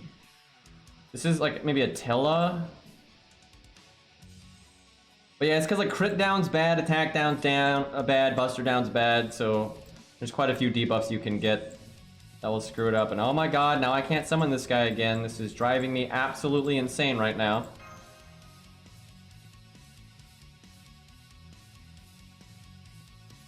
So one thing, so Arc Knights has a pretty bad support list too. It is a bit better than FGO's, but it has a lot of like tedium for no reason.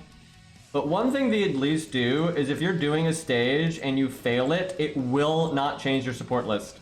So let's say you're fighting like a tough boss, and you're wanting to use your friend's unit or something. If they show up, you can summon them every single time until you beat them. If you keep losing to the boss, your support list is the same every single time. You have to refresh it for it to change. I really wish FGO was like that. Because like right now, because like I technically just failed that stage, it would keep my support list the same. Okay, that's the guy. That's the guy right there. Okay.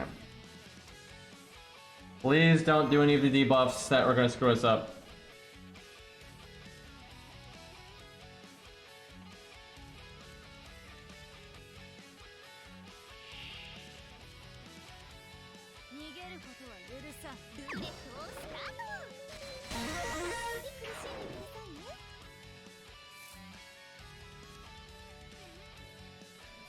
Chat, the statistics on this, I don't know about that.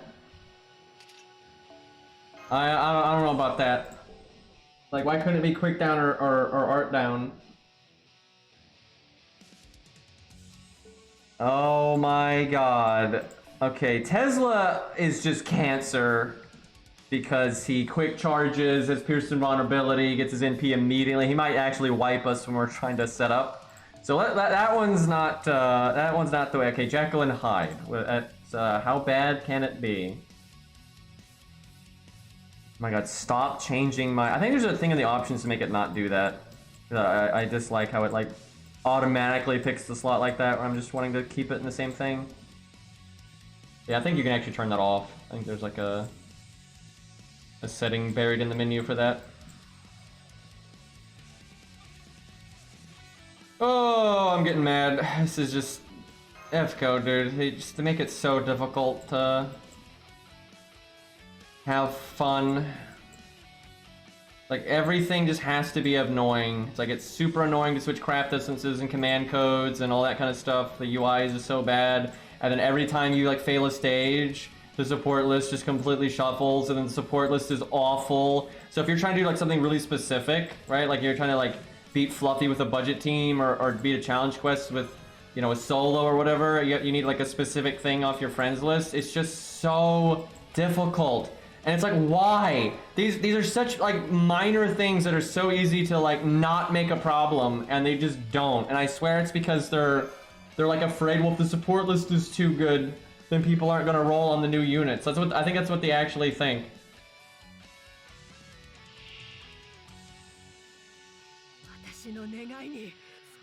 Okay, there we go. All right, obviously art down isn't a good thing, but it's not that bad, so I'll fucking take it. Can he one-shot Penth? I'm actually gonna say no. I normally don't save scum, but for stupid shit like this, I will save scum, because I'm not gonna just sit here dealing with this UI over and over again until the luck just happens to line up the way that I need it to.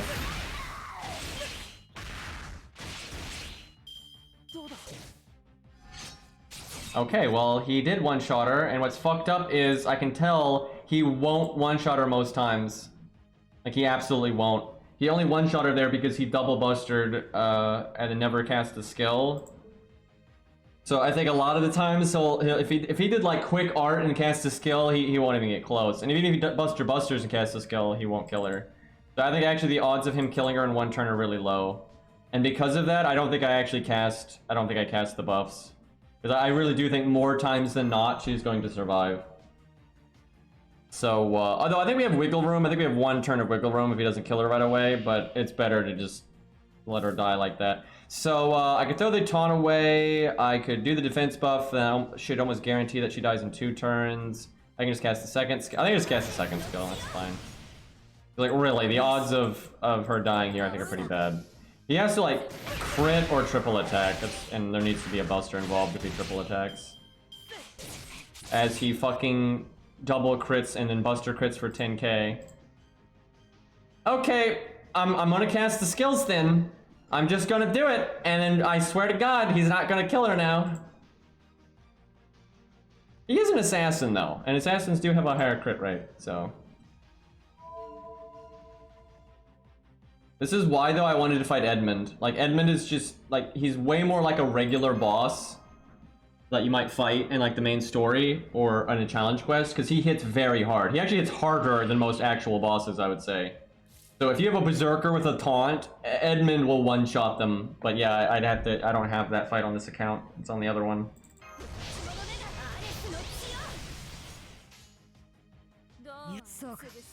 I swear to God, if he doesn't kill her now, after all that. Come on, give me the good stuff. Okay, that's a buster.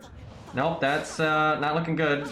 Oh my God, chat, could I have predicted that any better? It's like, I knew that, of course. Like, of course that's what's gonna happen.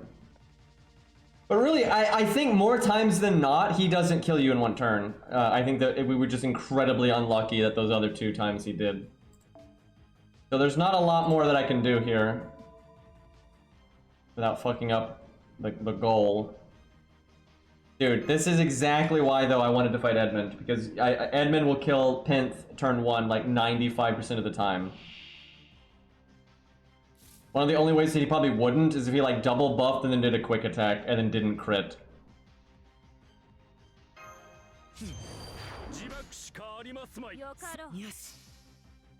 Yeah, we're getting stream sniped here.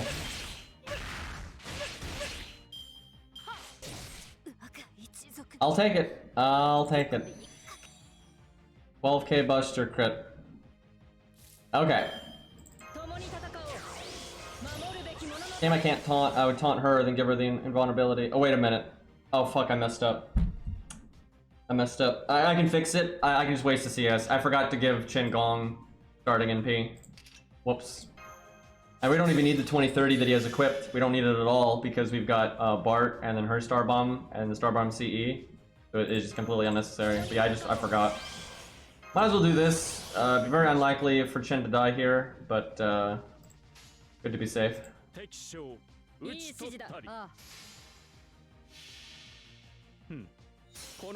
Man, she's gonna be a monster at 120.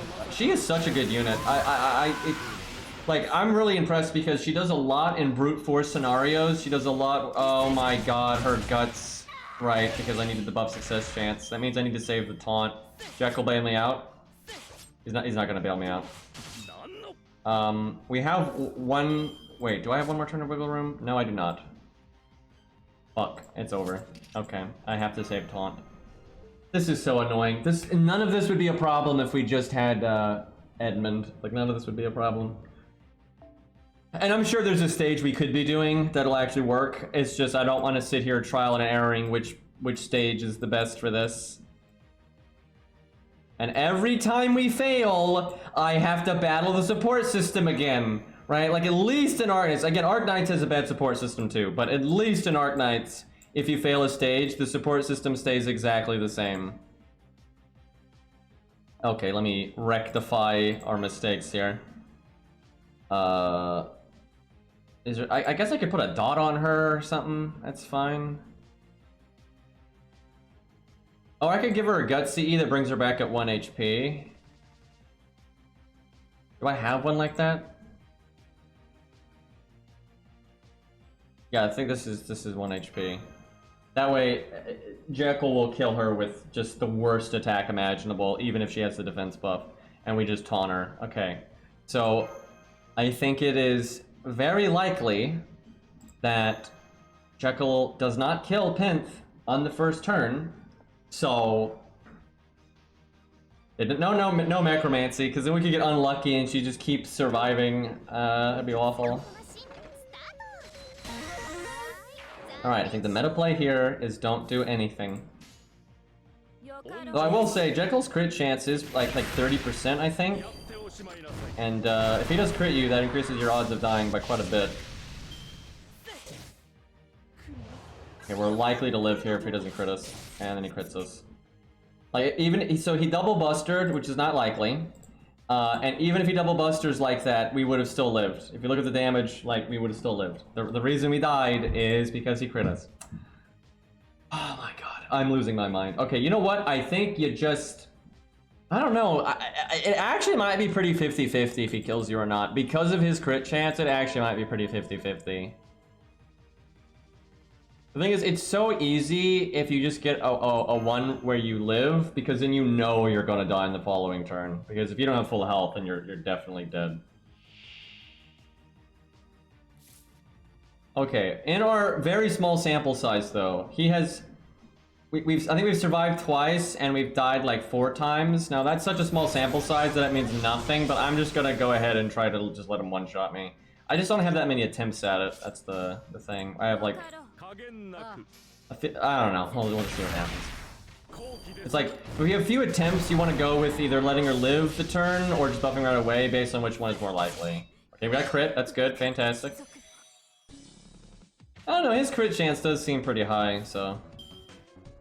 Okay, get that nice no effect. Don't have to deal with that shit. Now we got a taunter, so no NP gain for us, sadly. And the NP is nice just because it makes it easier to do a rainbow chain. Okay, I don't think I forget anything. We got our buffs. Unfortunately, we have just no NP gain, right? She is definitely not getting her NP in time.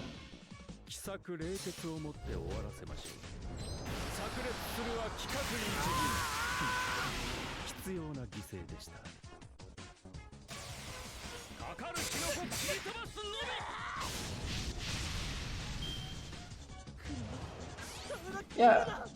Okay, that's fine. Yeah, he did. My god, though, he is critting so often. Well, it could just be stupid luck. Small sample sizes tend to have a lot of nonsense like that. Okay, so wait a minute. That doesn't really work. Well, no, I mean it does. It does. Let's see. Now, unfortunately, that's not team-wide because this game hates us.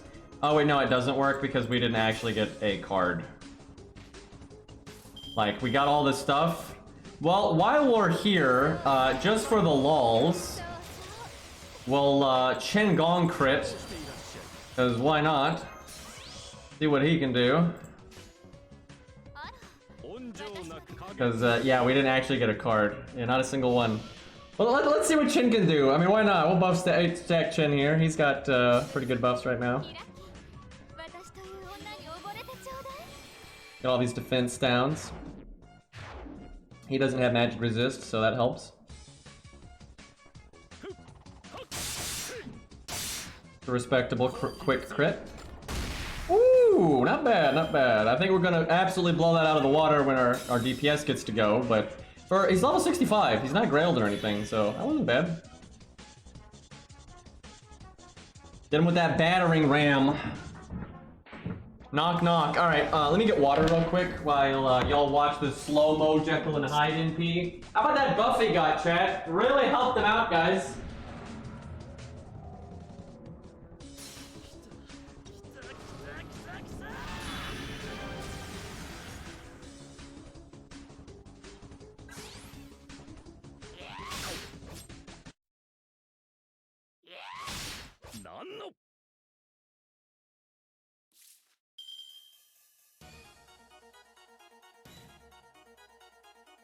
This would be so much simpler if Jekyll and Hyde could just consistently one-shot our taunt wall.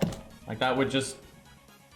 Oh, now! Oh, look, now I get all this stuff. I mean, she could actually still do an absolute truckload of damage, but let's not spoil ourselves. Let's hold off. Savor the big buster crit that we want here.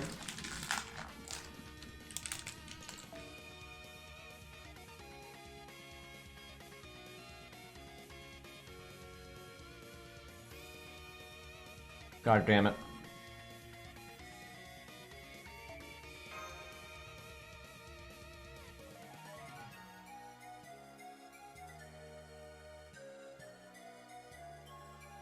Work with me. Obviously, we can make almost anyone buster crit with this setup, but we're this far in, we gotta do it. We really, you know, we should compare her to like Jolter or something. That'd be interesting.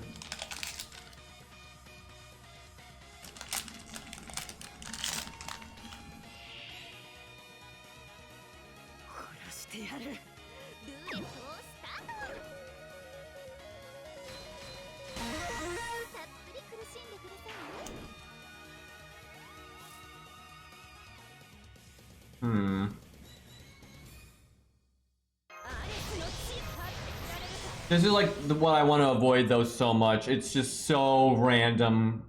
I can't stand like how random this is with like if she dies or not.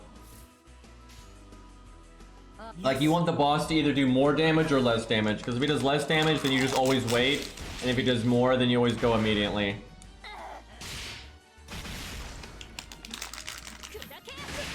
I don't think Rhymeless would do that well. I mean, he wouldn't do terrible or anything, but there's not much in his kit to, like, super support that. You know, he's got crit up and attack up, but... Oh my god, dude. We need a different stage. I mean, this is exactly what I don't want. It's just, it is so 50-50.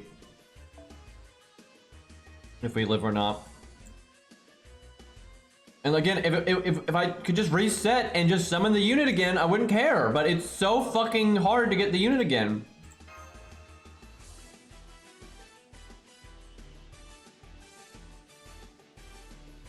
I like how I'm seeing like these same like 5 people just over and over and over and over and over again, and they're not the people I need to summon. And they're like in the same order too. Honestly, there's clearly something in the code of FGO that makes that happen, where like when you refresh, it barely changes. Like because like Zashi's been there this whole time, like every fucking time, just so often. Like so little is changing when I refresh, which I just find so frustrating. Why would you refresh if you didn't want it to change, right? You obviously refreshed because you didn't find what you wanted to find. So the obvious fix here is to, when you refresh, to make every name different until you go around your entire support list. Or just let you see your entire support list and just summon whatever you want. I don't even, like, why is that such a fucking ask, right?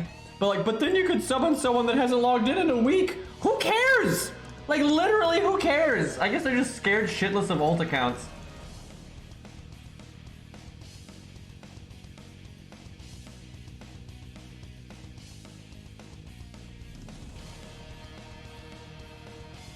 Yeah, I think they're just afraid people will make ult accounts. But like, I think people, like, they want the unit to be on their own account. It's somewhat, you can do so much more when the unit is on your own account and not summoned through support.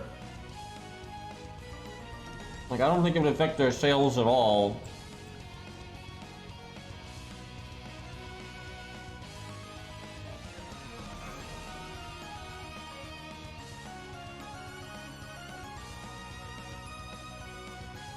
Really? Game, you're just gonna do me like this? This Jekyll and Hyde can't figure out how to do damage? Oh my god. This is a catastrophe.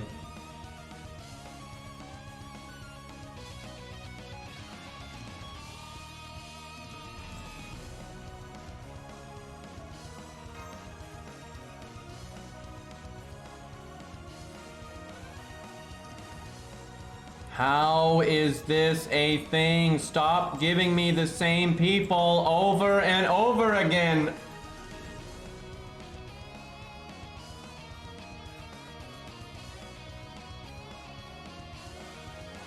Jesus Christ. I just want to see the damage, man. I've been at this for so long, I have to see it.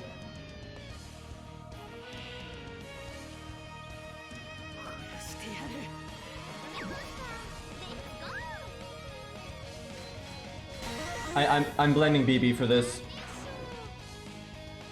This is definitely her fault. Alright, I'm just casting it on turn 1, and if it doesn't work, I'll save scum.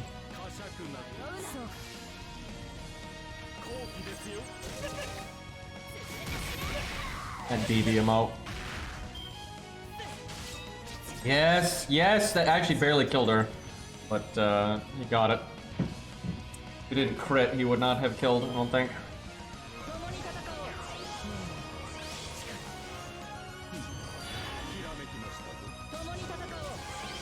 Okay, it's all fine. Now we just need a good deck shuffle.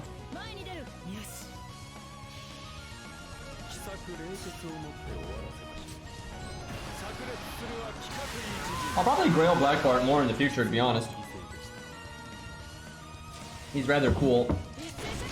The only reason I might not is just because it's kind of nice to have like weaker, you know, more typical budget units in like their typical form, just because it can be fun to beat content with it.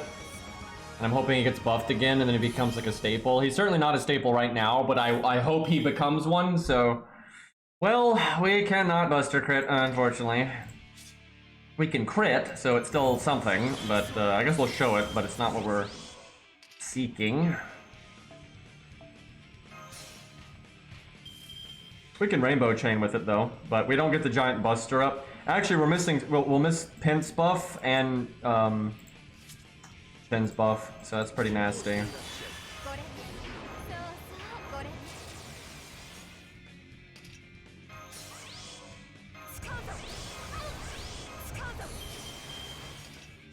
Yeah, we still gotta get the good shit. This will probably do a decent amount though.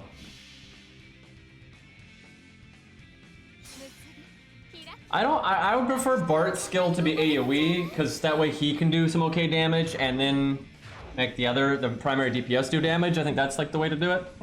But what I'd like to see is make it AoE and then make it 10% stronger. That's what I want. Damn, that was a lot of damage though. Gonna be a hell of a lot more with the Buster, but like that was still pretty solid. I like how both times Chen... Oh god, we have to watch this again. But both times Chen has gotten to Buster crit when he only has one Buster card. But every time we've made it this far, Chen has been able to Buster crit, where the cat has not. This is why buff stacking in NP is way simpler, because you're just guaranteed to get the NP, so...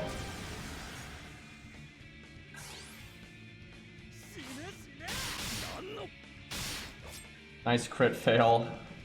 Wow, guys, Hide is so powerful. Look at that. Alright, chat, I think I've lost my... maybe we just summon whatever is a good Buster crit servant that pops up. Because, I don't know. Like, this is getting so hard to just summon the fucking cat. We just can't get the damn Buster card. That's a unit right there. That'd be an entertaining one. Doesn't really have any damage bonus here, but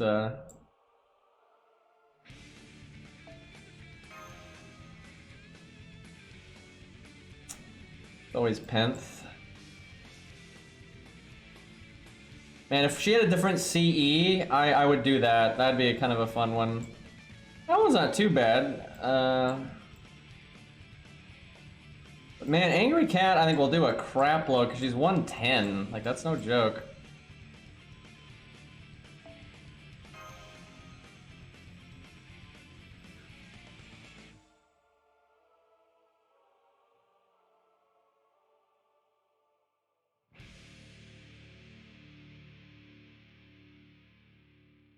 Yep. We want to see the cat. The cat does not want to see us, which is pretty typical of a cat, to be honest. They're not exactly known for cooperation, so... Could do Jolter, just because we're not getting the cat. And honestly, okay, the thing about Jolter, though, is if we want to be, like, super disgusting, you want to break the bar. But it's more fair to test an Avenger at neutral anyway, because you almost never get to counterclass. Or, like, a Berserker always gets to counterclass. No gold foes, just 100. Yeah, the Angry Cat was probably gold foed and 110, but Jolter's a ridiculously good Buster servant anyway. Although she only has 2 Buster cards, so we have the same problem. Yeah, dogs are more cooperative than cats, generally speaking.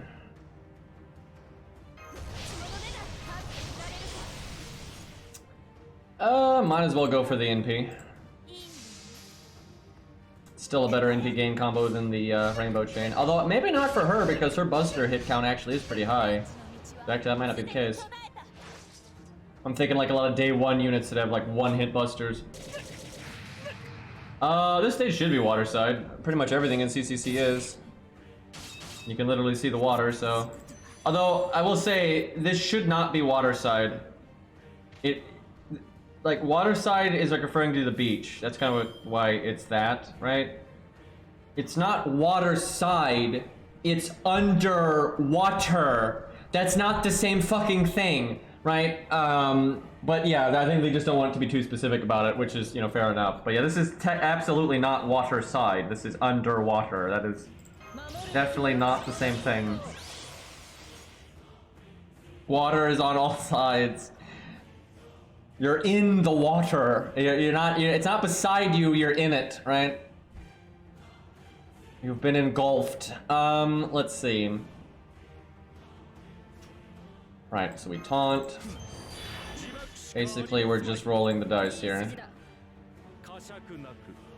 Fuck, I didn't click the button. There we go. Oh god, am I in slow-mo? I think I'm in slow-mo. Guys, we get to really examine Qingong's NP, which, you know, is a pretty cool NP, but, guys, he's an archer. Clearly. You know, I should have actually been trying to break... Well, I don't know, I kind of want to see it on neutral. You can basically just say double the damage for counterclassing. Not quite that simple with Berserkers, unfortunately. Look at that flag just clipping through Qingong constantly. Alright. We have a Buster card. Took a few attempts, but we got it. Got plenty of stars. Actually, it is a shame we can't NP just because we have the NP up and stuff. Alright, we can rainbow, thank god. Look at this, Jolter doing it in one try, no problem.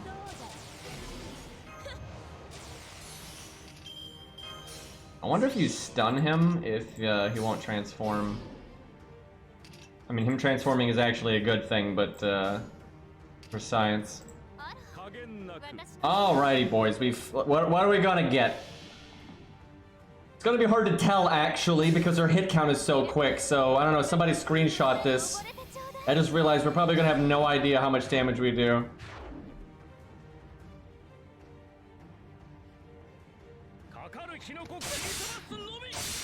Okay, well, it's gonna be more than 119.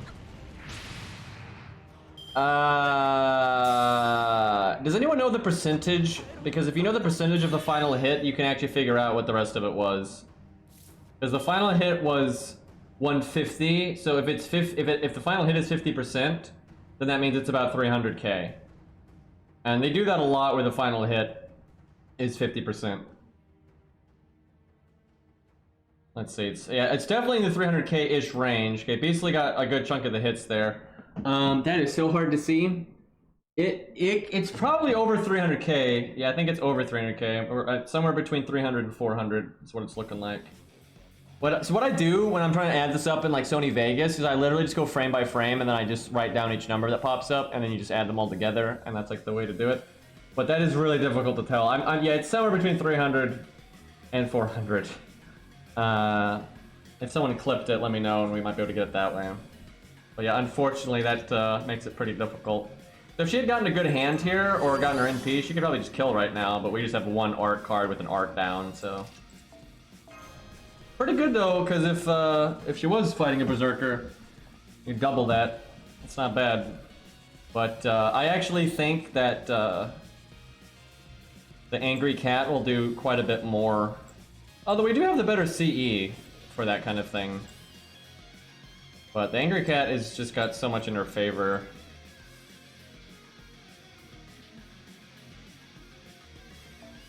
Alright, let's see if something else pops up that grabs our interest. You know, I don't think oh, that's the art one. I must say though, if that was the other one, this would actually do decent damage because she has a crit buff too. Actually, she could do pretty decent damage. And she could do pretty decent damage. And she could do pretty decent damage. If Zashi's still here, we really should change that. Beowulf will do a lot. Let's go. Oh, I swear to God, we gotta get this. Just give me this game. Come on. Just one Buster card. It's not that tough. See, if we could like escalate the team, you could actually have 2 turns where you could just wait between those 2 turns if you got the Buster card. That would actually like increase your likelihood of doing this by a massive amount. Because the deck is in 3 parts. You get 2 out of 3 parts and you have 2 Buster cards. But unfortunately, like, the timing just doesn't work out. Okay, we might as well go for the NP. Doesn't hurt nothing.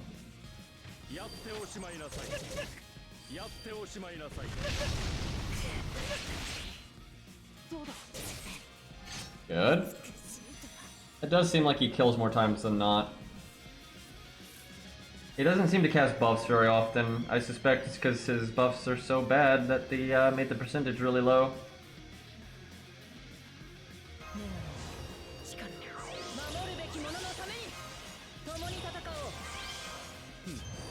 Wait, is she 10-10-10 for me? I just realized I'm not 100% sure she's 10-10-10 for me, which will actually lower our damage if that's the case. I didn't really think about that. Oops.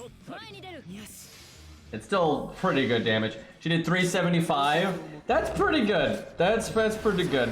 So if she was counterclassing, she would have absolutely obliterated.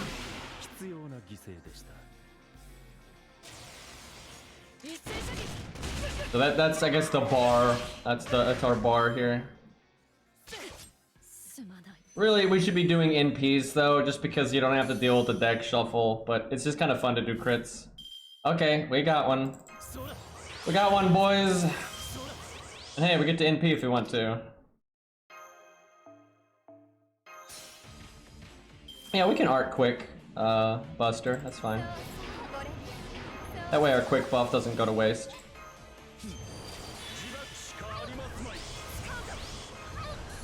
Fire everything. Alright, so boom, boom, boom. Look at that rainbow chain, get the defense down. So you couldn't do this before. Get some extra damage in, boys. Also, we already charmed him, so this, like, yeah, no effect, not gonna do nothing.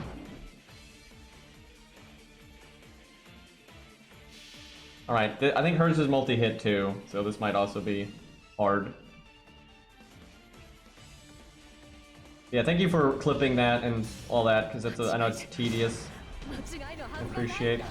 That's nice to just get the numbers like that.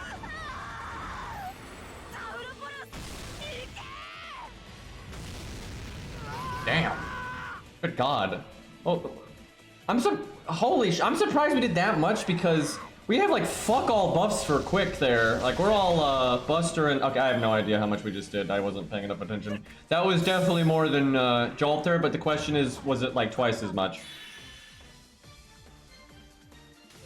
I'm really surprised our NP did that well because we just didn't really have any buffs for it. Like we had most of our buffs were crit buffs and that kind of thing.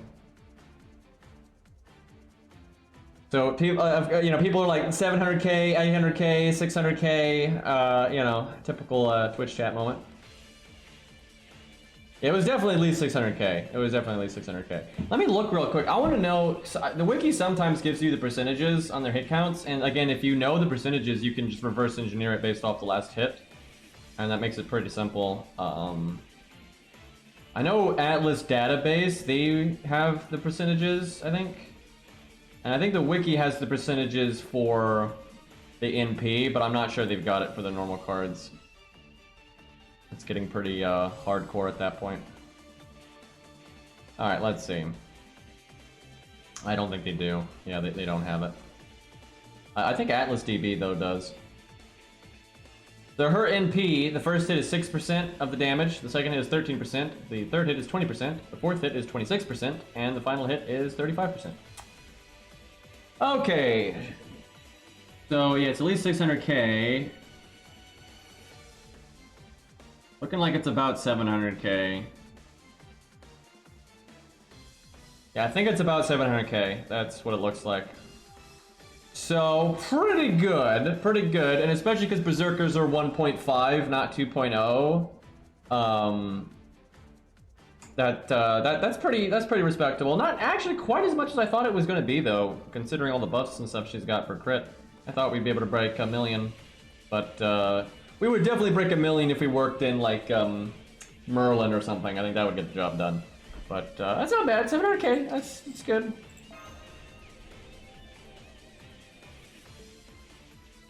And Berserkers deserve to get their semi-counterclass damage because they get it like 95% of the time. Actually, more like 99% of the time. Where Avengers get it like, I don't know, 20% of the time, maybe. Jesus, Christ, Faust. I just combined Christ and Faust. I said Kraust, by the way. Jesus Kraust. My God, though, that was. I remember Faust though had been saying over the years that he really wanted Archwade, and he was not lying. Holy crap, was he not lying? Because not only is he 120, but yeah, he's already 2k foed. Okay, game. Why did it take that long to load? Jesus. Okay, we got level 100. Yeah, 10, 10, 10. 10, 10, 10. Oh my God, he's even got those 10, 10, 10. And then faux pas, faux pas, faux pas, faux pas. By the way, chat, this really annoys me because it's actually, I wouldn't say easy. You know, you have to save up a lot of SQ and whatnot. But if you have saved up a bunch of SQ or you whale, but I mean, you know, you can if you sit there and don't, you can get, you know, my ult account is 1,500 SQ right now, right? Because it hasn't rolled in a while, right? You can do that free to play, right? It's a thing. But so if you're like dedicated to a character like that, where you're like, this is my one favorite character, even as a free to play, right? You can pretty much immediately do this, right? Right? If you save up the stuff, you have to farm the XP a lot, so that's an effort. But if even without whaling, you can do this for your favorite character if they're a gold. I am crazy dedicated to coup, right? And I've done it as much work as you possibly can. My coup is Bond 15 for God's sakes, which gives you extra coins and stuff. And I'm not this far along. I'm not this far along. And I actually have probably spent more SQ. If Faust is here, I'd be curious if you know how much SQ he spent. Because I bet you I've spent more free-to-play SQ trying to get coup since the coin system has got added than Faust actually spent on Arcowade. I'm sure he spent plenty, but I have spent such a fuckload, and I'm not even close to being done. I'm not even 120, and I don't have my second passive. So I still potentially need like another 1,000 SQ, maybe even more, depending on how the luck goes, right?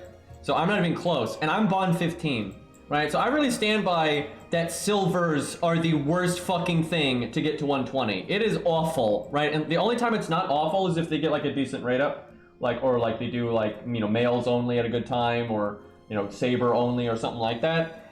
Otherwise, it's just awful. I mean, it's crazy. Like, I could not have put more effort into getting coup. I had loads of free-to-play SQ saved up, and I'm not even close to being done. Like, I'm not even close. Less than 500? Wow, Faust, you might want to run, Faust. You may have a target on your back now. I'm just saying that's a bit outrageous. That's just a little outrageous. Okay, now I'm really mad. I've spent well over 1,000 SQ since the coin system got added. And free to play. Over 1,000 free to play SQ, right? Like well over 1,000 now. And I'm not even close. Like I'm not even close, right? Like literally 500 SQ and then instantly you have maximum Arcowade. Like fuck that. That's so dumb. I'm pretty sure the average though is going to be more like 800 to 1,200 SQ for a gold. The thing is, you can just do that though, especially if they're limited, right? Because then you get more coins per copy. There's just no way to. The only way you can really muscle a silver is by spending like thousands of dollars, because like you have to just like story summon spam, and you have to get so many copies. Like it is so expensive. If you like, it's not. I'm not kidding. Some people aren't gonna believe me because you guys have absolutely no willpower, but it is actually completely doable as a free to play. To get a 5-star like this is max out like this and like day one, like Faust here, right? Like if you're dedicated to that one favorite character and you wait for the rate up and you've been saving up like all year for that rate up, you're extremely likely to do it, right? Where with like coup, it's been over a year and I've done everything possible and it's just nope. And I'm Bond 15, which gives you an edge. And yeah, no, I don't got it. And yeah, I think that's if you wanted to muscle getting a silver up, right, like that way as a free to play, I don't think you could do it. I mean, you'd have to have like 6,000 SQ or some crap, and even then it's gonna be pretty random. But I think it's reasonable for a free to play to save up to like 1,000 SQ. That's not actually as hard as it sounds. It really isn't. Like, I mean, I've done it many times. But like saving up to 6,000 SQ, that's not reasonable. That's not, and that's so much time. That's years and years and years. Like you'd basically have to go back in a time machine, play NA with clairvoyance, and never roll, like ever, and then wait to roll until the coin system gets added, then roll story, and then just hope you get lucky for the 3-star that you want. That's like the only way you can do it. I mean, maybe not quite that extreme, but pretty close to that, right? It's pretty fucked up. You don't have to do that kind of thing for like your favorite 5-star, and it just annoys me that the 3-stars are that screwed over. Like it's so bad getting them to 120, especially because you didn't get the retroactive copies. I would have been like at least happy because, like, you know, I'd probably gotten like 50 coups before the coin system got added. I wish they had at least given me the coins for the first 5 for NP5, right? If they had just given me those coins, I think I'd be okay. But the fact that they don't even give you that, I'm just like, this is stupid. I think the game paid me back for my Semiramis rolls. That bad, huh? Yeah, at least we have the safety net now, but you know, it's only the one time. So if you're going ham, you can still get really bad luck. Yeah, good luck one-twinning Shiki Assassin. It'll happen eventually, though. They'll give out the coins. And welfares, when they do give out the coins, end up not being so bad. Okay, you know what? We'll, she's art NP, if I remember correctly. I only used her, like, when she first came out, but, no, she's Buster. Okay, no, she's Buster. I don't know why I'm thinking art. I guess because the background is blue. Guys, if the background is blue, then it's an art unit, guys. I mean, obviously that's how it works, right? Like, and if their NP is like a tidal wave, which really should be Buster, but no, it has to be art, guys, because it's blue. Okay, so now for buff stacking and NP, it's a little different. Okay, you know what? Let's not hold ourselves back now. Let's escalate the pain. We might upgrade Pent, but we're definitely gonna use Merlin. There's no question on that one. Right, my Merlin's 70. Okay, Monohari's still pretty good. Not as good though. If you cut out the crit buff, she's 60%. We can potentially do better than that, and maybe not even need the NP. Okay, so this is really good. Black Bart is okay, but he's way less good now. I could find something with Divinity, so Martha is way better. There's definitely some bosses with Divinity in here. The thing is, this one's kind of nice because we know he doesn't do Buster down, attack down, NP down, any of that. Okay, if I have the team cost, I could definitely bring Nightingale, and then she'll die in the second turn, and that's fine. And that's a bit more damage. Okay, so maybe change this, but then Black Bart I think needs to be changed. Now we could just change to Shakespeare to just make things a bit simpler. Also, we might need the battery because she has 20% starting NP. No, wait, no, she doesn't need the battery. It's Arcuate. What am I saying? I'm thinking like a normal unit. So no, battery doesn't fucking matter. So that lowers like Shakespeare. So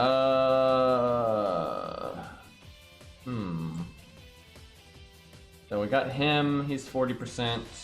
No need for that. Yeah, I know Nightingale's HP is monstrous, but that's why I'll just let her die in the second or third turn. So I don't. It actually removes RNG, so I think it's fine. No, but Bunyan doesn't do shit. That's not. There's way better than that. And like, you think I have a 10-10 Bunyan? Like, are you kidding me? I don't know why people keep thinking I'm gonna level up things for just what I'm doing right now. Like this is important or something. Like, yes, I'm gonna level up my least favorite unit in the game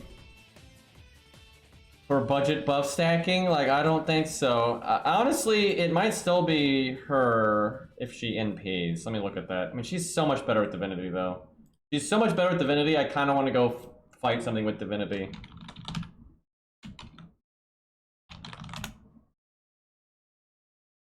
So you type in Martha Caster, and it gives you Medea. Okay, so yeah, she's 30% attack buff. She's 20% defense down, so that's 50. And then if you NP, you get the 20%, so that's 70. And then the anti-divinity is oh god, that's 50. We gotta go fight Divinity. That's just so much damage. Now we do have to get her NP though, which is a little annoying, but okay, so she dies. Like, Merlin can be second or third, it doesn't matter. If you want to crit, you should do him later, but if you don't need the crit, it doesn't matter. And then this last one, so he's actually not that bad. Like, honestly, he still does a decent amount, but I think we can do better. There's Monohari, even if she's not in last, like, to use her NP, because she's still 40. Shakespeare is 40. Got Pint again, but there's no point when she's that far back.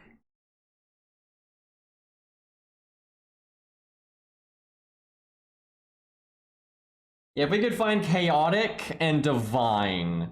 Oh, we could do Castergill. He does Buster down, but we can probably work at that because he's Chaotic good.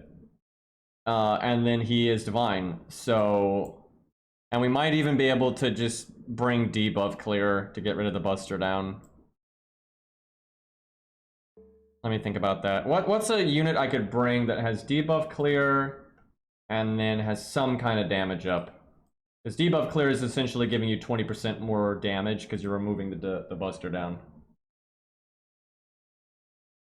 Wait, is he lawful good? That's so dumb. He's like so not different than Archer Gil. Hey, that's really silly. Alright, well we need chaotic and then divine.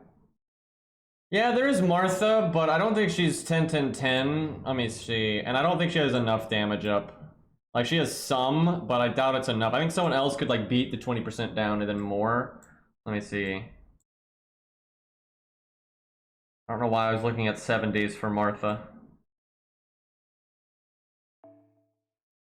Oh, well, no, the skill that matters is, and I could just change the C. Let me see. What's her defense down? How big is this? If it's like 30%, then that makes her 50% technically, and that's actually pretty good. Her defense down, oh, it is 30%, so she actually is giving us a 50% damage bonus. And if she NPs, which is not going to happen, but if she did, she'd give us another 20. Wow, might actually be Martha then. I'm not sure we're going to get a better debuff clear than that. There's Joan of Arc. Although she'd have to NP, but then she has her defense down, but it's probably 20%. I guess Martha's fine. I don't think that's a big deal. I'm just trying to think if I'm overlooking someone with a debuff clear for a teammate. I mean, there's Sanson, but...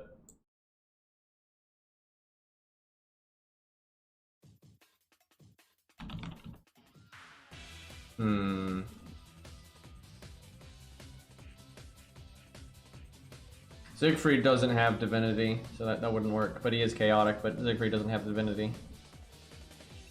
Oh yeah, excuse me. He exists. And he has the defense down and the attack up, and he's like 70%. So you negative 20% though. I mean, he's 50 then. Wait, no, he's NP too though. But then he'd have to NP. But his NP lingers.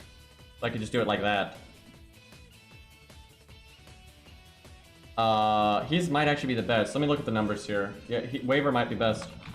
The only issue is like CEs, although Merlin doesn't really need a CE, so I could still give him something. Okay, so he is... I know it's 30% attack up, so yeah, 30% attack up, and then obviously the 500 flat damage, which, yeah, it's something, but in this context, it's not that great. Anyway, so 30% attack up. And then he's NP2. So, that's not as good. Yeah, that's not... Oh, wait, no, that's the old NP. Oh, Jesus. So his defense down is 40%. So, even with the 20%, he's beating Martha. But not by a lot. Now, and we almost hit the defense down cap, but we don't. So, no, he's still beating Martha by 10%, even with us being debuffed. The dream is, though, then we just don't be debuffed somehow. Because, like, yeah, it'd be really good if, so we needed, like, another K-scope, I guess. Although if he has his passive, he actually could just use Sakura scope. Okay. I think this is the most we're gonna get, even if we have Buster down. But preferably we just go somewhere where we don't get Buster down. Okay, what is Divine and Chaotic? This cannot be that rare of a thing. I guess we got Protea, but that's kind of silly. Although I guess I don't think she lowers your damage, she just has stupid HP. Is she Chaotic? She's definitely Divine. Nope, she's Lawful Good. God damn it. Why she gotta be a good girl like that? Where's the chaos? Alright, we got Vlad. No, he's not divine. Got the Demon Pillar. I don't think that's divine. Got Siegfried. Got George. He's not divine. And there's stages. We don't have to do these stages. There's Lion King, which he's not divine for some reason. Attila, I don't think is divine. I don't see why she would be. And I don't think she might be chaotic, but I don't think she's divine. That'd be really weird. What about Cleopatra, right? She's a pharaoh, so the Soldan is divine. She could be chaotic. Fuck, she's lawful neutral. That, I mean, that makes sense. I get it, but yeah, she is divine, but that's the wrong one. Fuck, man, give me a chaotic here. See ya, red. What else do we got? Maybe the demon pillar. They don't normally have alignment though. Yeah, that's Cleopatra. Wait, is Attila chaotic? Why is she divine? What? Let me check this. Is it because of like the white titan stuff? That's not really divine though. That's really weird. Let me check this. Attila is... She is divine. What the hell? She does give you Buster down, but why is she fucking that doesn't make sense to me. Well, I think Attila it is. Unfortunately, Attila though is one of the stages that gives you Buster down, but we gain more than we lose. Like, we absolutely gain more than we lose. Does she have magic resist or anything, Arcoade? Is there like any, do we have any chance for greatness here? I don't think she has like her own debuff clear or anything like that. Let me double check here. She does have magic resist. A+, so 21%, so there is a chance. Yeah, we absolutely do not have we do not have a debuff clear. I don't really see how I could add in a debuff clear. Anyone that has debuff clears, like damage up, is so much lower than what we have that it's not worth it. I'm trying to think. I guess there's... No, that wouldn't work. Let me think. I guess Nightingale is kind of replaceable. Is Martha better than Nightingale? The problem with Martha, though, is she'll be harder to kill off, and that'd be super obnoxious. But yeah, Martha is better than Nightingale, isn't she? No, she's tied. I think they're tied. Martha's is 50%. Because she's removing the 20% down, and then she's giving you a 30%. And Martha gets less here, though, because we have these two defense down, so then we'd hit the defense down cap. So, no, it can't be Martha, unfortunately. I think you just stick with Nightingale, and hope Magic Resist bails us out. Shame we can't, like, bring Hans with his Bond CE or something like that, but yeah, we don't have, that would hurt our damage too much. I think this is about as good as it's gonna get, without us going out there and finding a better stage, but I don't want to bother with that. The only other thing we could do is change the command codes to have, like, NP up on it, but let's not do that. Nightingale's pretty good. I mean, she doesn't really need a buff, really. The only reason anyone would think that is just because the other supports are so broken. Like, if you actually compare how useful Nightingale is to, like, most 5-stars in the game, she's fine. She's totally fine. She's not, like, the best unit in the game, but you don't need to be the best unit in the game. The issue is, a lot of her direct competition is just disgusting and is, like, way stronger than it should be. Well, we did not get lucky, unfortunately. Okay, why is she staring, like, directly into her palm? Because she's even looking down a little bit, so, like, follow the eye line here. That is just going straight into her palm here. Like, what are we doing here? She really likes her gloves. That's the thing. All right, so I don't know how hard she hits. She might hit harder than Jekyll and Hyde, but I think we're more likely to live than... Oh, we have debuff clear. Faust probably told me that, and I just didn't pay attention. Oh, feels good. Look at Faust being a smart boy here. By the way, this is probably Arcoade's best Ascension stage. The other two stages aren't that great. I'm just gonna say it. I think the blue's kind of cool here.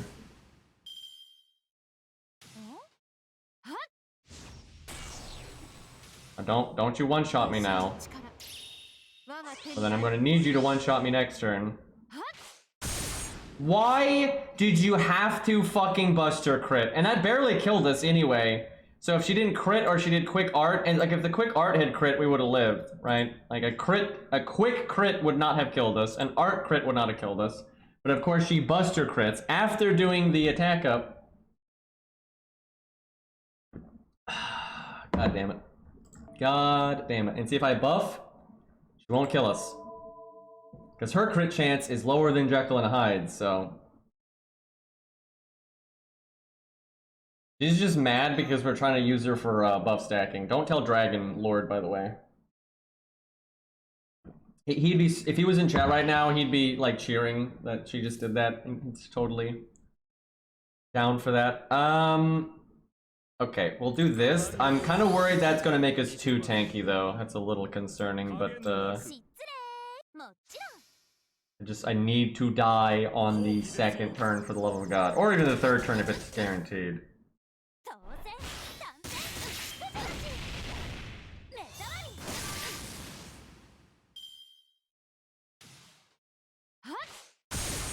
Okay, now we're getting crits already. Alright, that worked out. Lots of crits from the AI today. Alright, the odds of us surviving now are very tiny. We're good to go. Might as well do this little baby heal for the Black Grail.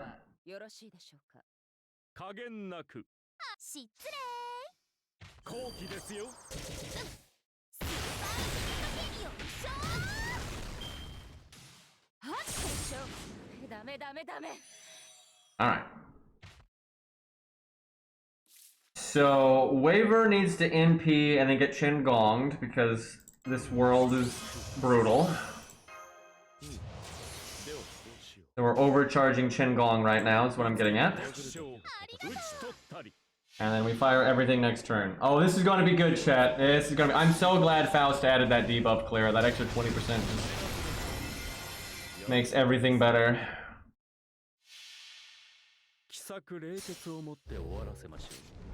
Chat, we're sending Waver home. He's worked hard enough. To this day, so many people use Waver for farming still. Like, because he's just so accessible. To the free 5-star and not being limited. Alright, here we go, boys.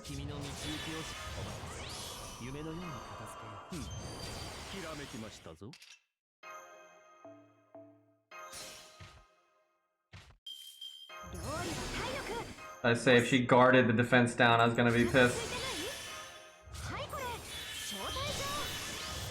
Okay, chat, guess the numbers. I have no idea. I have not used Arco 8 enough to have any idea what the damage is going to be.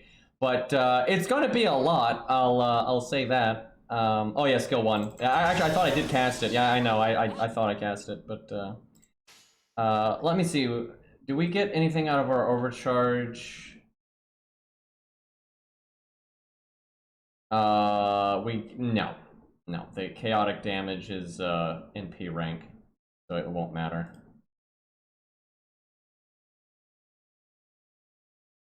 We got some interesting guesses here. I think 400k is lowballing this quite a bit, but I mean, she doesn't have an upgraded NP, etc., but still. Alright, we'll do that, and we'll do that, and we will do that. I have no idea. I really have no idea. I'm gonna say 1 million. I'll say 1 million. Just even 1 million.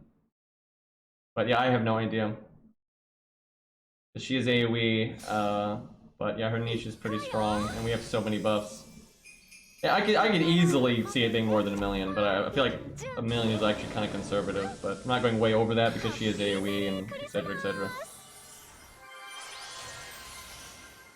I don't know though. We buff stacked pretty meta there. Like we did that pretty proper.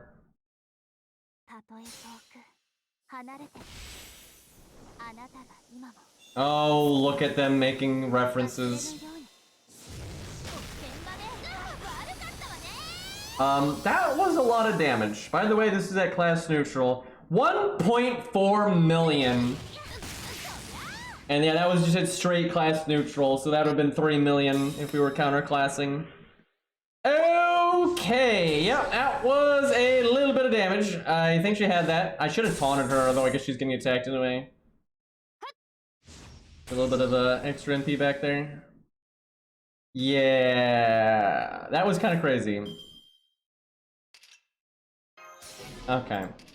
Jesus Christ. Yeah, AoE, by the way. AoE at neutral. Yeah, 1.4. I should have at least guessed 1.2, but yeah, I was being conservative there. Jesus. Did anyone guess that? Let's see. What were the guesses? We had quite a few. Most people were being pretty conservative. I mean, someone said 400k, for God's sakes. Okay, we got a 1.7. That's pretty close, because we almost did 1.5, so that's pretty close. That's closer than mine, because I was off by over 400,000, where they're off by like 200 and a little bit. Oh, we had 1.3. Yeah, someone said 1.3. I like the 123 said 1.3. That's super close. I think that's the closest one. Yep, that is definitely the closest one. We did have Sphinx with 1.1, which is also pretty close, but yeah, I liked 123. Got it by like 100 and some odd K. Robin, well, it's hard because I have to switch to Art instead of Buster, but I mean, he can do outrageous damage even now. Okay, chat, though, I'm gonna wrap up there. I'll play a bit of Arknights. I'll play a bit of Ark. I wanted to play Elden Ring today, actually, but I just started streaming so late today, so I think we'll just do a little bit of Arknights, but yeah, I really do want to play some Elden Ring with the patch. Just trying to get my groove back. But that was a very silly stream, but we're kind of just, you know, killing time on FGO. We don't have much to do at the minute. But thank you guys for hanging out. I'll be back in like 10 minutes. We'll do a little bit of Arknights. We're almost caught up on the requests, so we can start, you know, using whatever. I'm looking forward to that. And at some point we should do some like Annihilations or something. I don't know, just mix it up a bit. Anyways, boys, I'm out here. Thank you guys so much for hanging out. I will be back in like 10 minutes. And for the Arknights people, I will see you then.